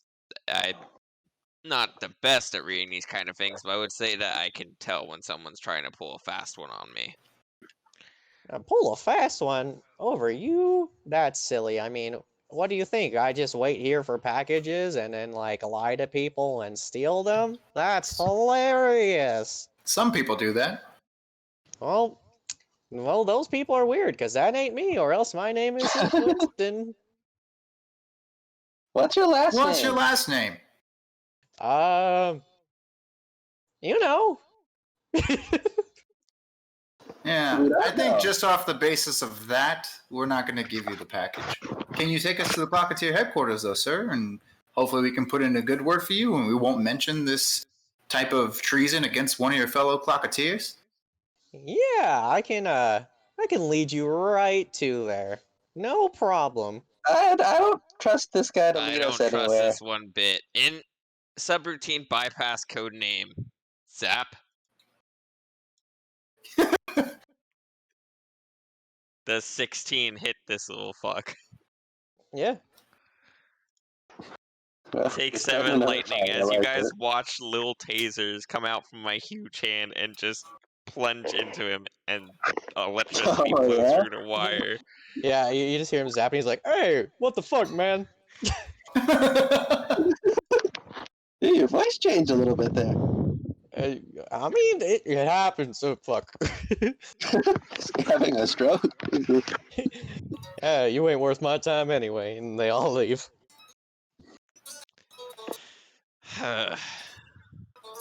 If Well, that ain't very the well, stupidest shit I've had to deal with all day, and that's saying something because I've met you a lot today. Not all of you, but some of you. God, Yeah, no, right. You gotta watch out for those gnomes. I'm a gnome. Flint looks suspiciously at him. Wait, you're a gnome? No? I'm a gnome. No, I'm talking to Ian. Ian doesn't sound like a gnome. I just thought we were playing with Andromedas again. Look, man, I haven't so- solidified a voice yet. Give me a break. No, that's all cool. So, since we're all here, if everyone doesn't mind, I'd like to do another prayer of healing, just in case we run into more things that want to kill us. That would be ideal. Okay, so I'll do it again at level 3, so 13 minutes. Need to pass. I fixed up Squiggy. 13 minutes pass, and it's fine. When can you bring back your squig? If I spend a spell slot within an hour of it dying, then it takes a minute. Everyone Okay, will yeah, heal bring it back. 15 HP.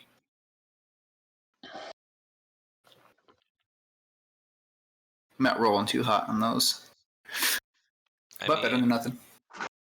I grab one of the elemental's pauldrons and just kind of weld it like to the damaged parts of Squiggy, and then just scoop all of the like gears back into it, and just kind of kick it, and it turns on. All right. Well, Keldar, by the way, thank you so much for making sure that our mission wasn't just thrown off course by these little liars. If you wouldn't mind, I'd love to continue. Let's do it. There's no worries. Yep. I often see people trying to take advantage of scouts. I don't know what you mean. I could tase you again. Just throwing that out there. They're already gone. All right, you guys stroll along, and eventually the gravel of the sort of underground railway that you're going turns into more like silver and coppery area, and you actually see what looks like a bronze store, and followed by two sort of sentinel automatons, kind of.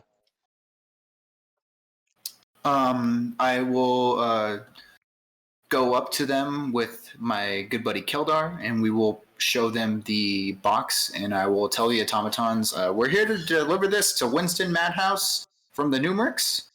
I'm Flint Fireforge of the Numerix, and I will flash him my little coin. He's a clocketeer.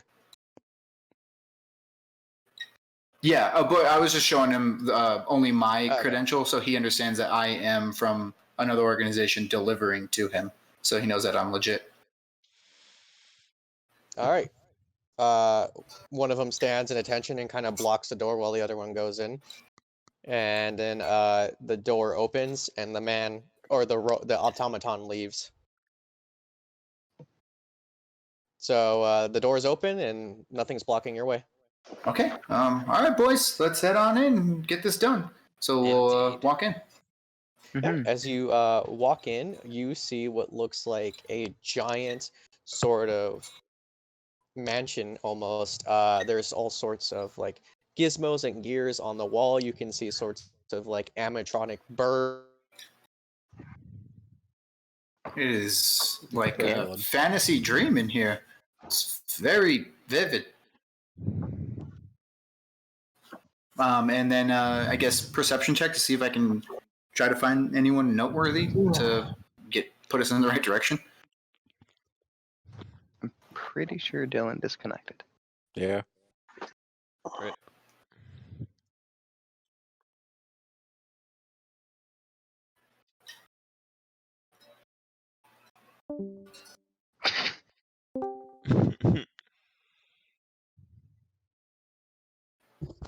Hello? Hello? Can you guys hear me? Oh, Okay. Yes. Sorry, my Discord was acting. Yeah, so you're in this sort of immaculate mansion. The floor is marble. There is all sorts of gears and whirling devices on the walls. You can even see like animatronic wind-up animals flying in the area. And you see these tiny little creatures with one eye and rags. And as you step on the marble flooring, they get on their hands and knees and wipe the marble flooring as you step over it and also clean the area in front of you. And they're like, now that's what I call a service. Look at that. Real quick, this one is of just these. something important. Yeah, go ahead. Tristan wants us to ask if they have clocks. They do have clocks. Also a character thing. It seems like they've kind of have a primitive form of the nanotechnology here too. Neat. You see sort of a medium-sized one-eyed creature, and he begins gesturing with his hands towards you guys. Do any of you know sign language? No. Negative. All right. It begins signing to one of the little other one-eyed creatures, and it kind of teeters off. And then you see what looks like a gnome, but he's like green-skinned almost, and he's got like boils and stuff like that, and his eyes are both mechanical. And he's wearing a actually rather nice cloak. He's wearing almost like a tuxedo for how like gaunt he looks. And he says, "Oh, welcome to my abode." Hello, I'm Flint Fireforge of the Numerix, and who are you, sir? I am Winston Madhouse, and welcome to the Madhouse. It's a madhouse. It's a pleasure to meet you, Winston. We were sent to deliver this to you, this package to you. Ah, well, I sure hope that you took good care of it. I suppose that Elder Manster wouldn't send no slouches to my abode. Oh, of course not. You know, there might be a few scuffs on the outside. It's only because we ran into a few hostile creatures on the way over here, but they were taken care of, and the package was given the utmost priority. You can almost call us UPS.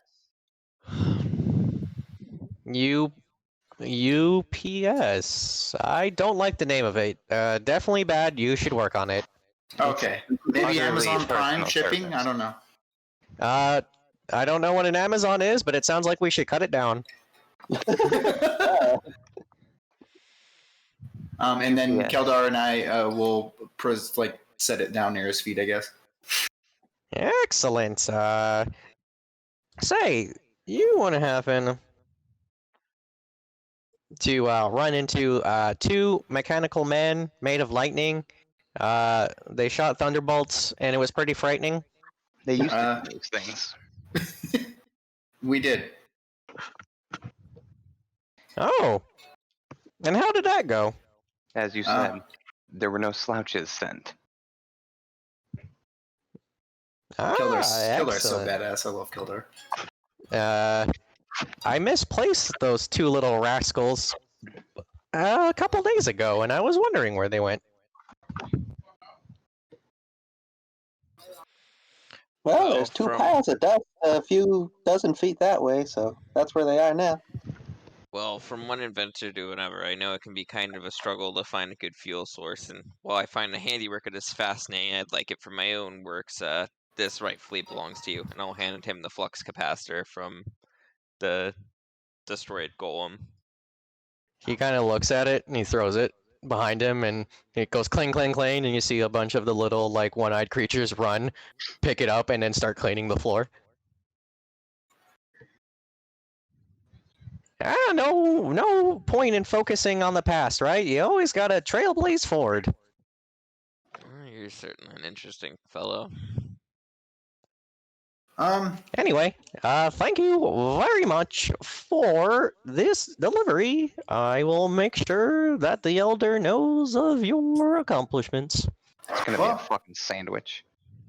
Thank you so much for being cool about it. We appreciate it.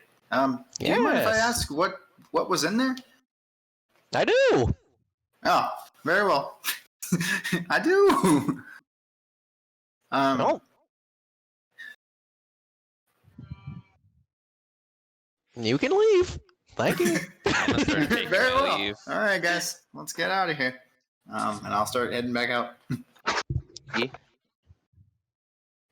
All right. Yeah. As you guys leave, you see the little one-eyed creatures sort of follow you and go as you on every step as you guys leave, and you kind of see like.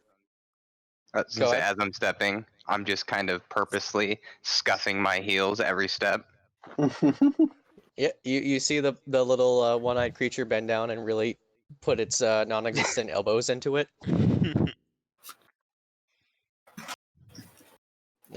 And if everyone's up for it, I'm down to head back to the Numeric Guild. Likewise. Alrighty. As you guys leave the madhouse and head towards the Grand Forge, I think that's where we're gonna call it for tonight. That was a good session. That was a really good session. Yes.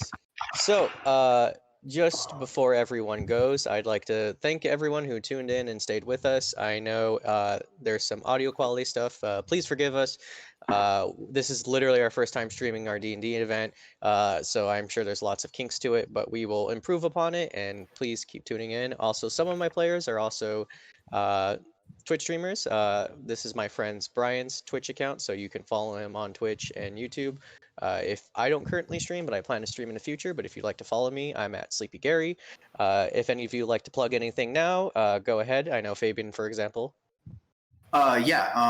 All of my Twitch and social media account is what my Discord is, Archival Player 1. I stream open world games such as We Happy Few. I'm going to be hosting all of our D&D streams, and I play other like Battle Royale type games, Call of Duty, Spellbreak, Apex, and Overwatch and stuff like that. So if anyone likes that kind of stuff, they can follow me at Archival Player 1. I'm in the chat, and that's pretty much it. Can you spell that? ARCHIVAL,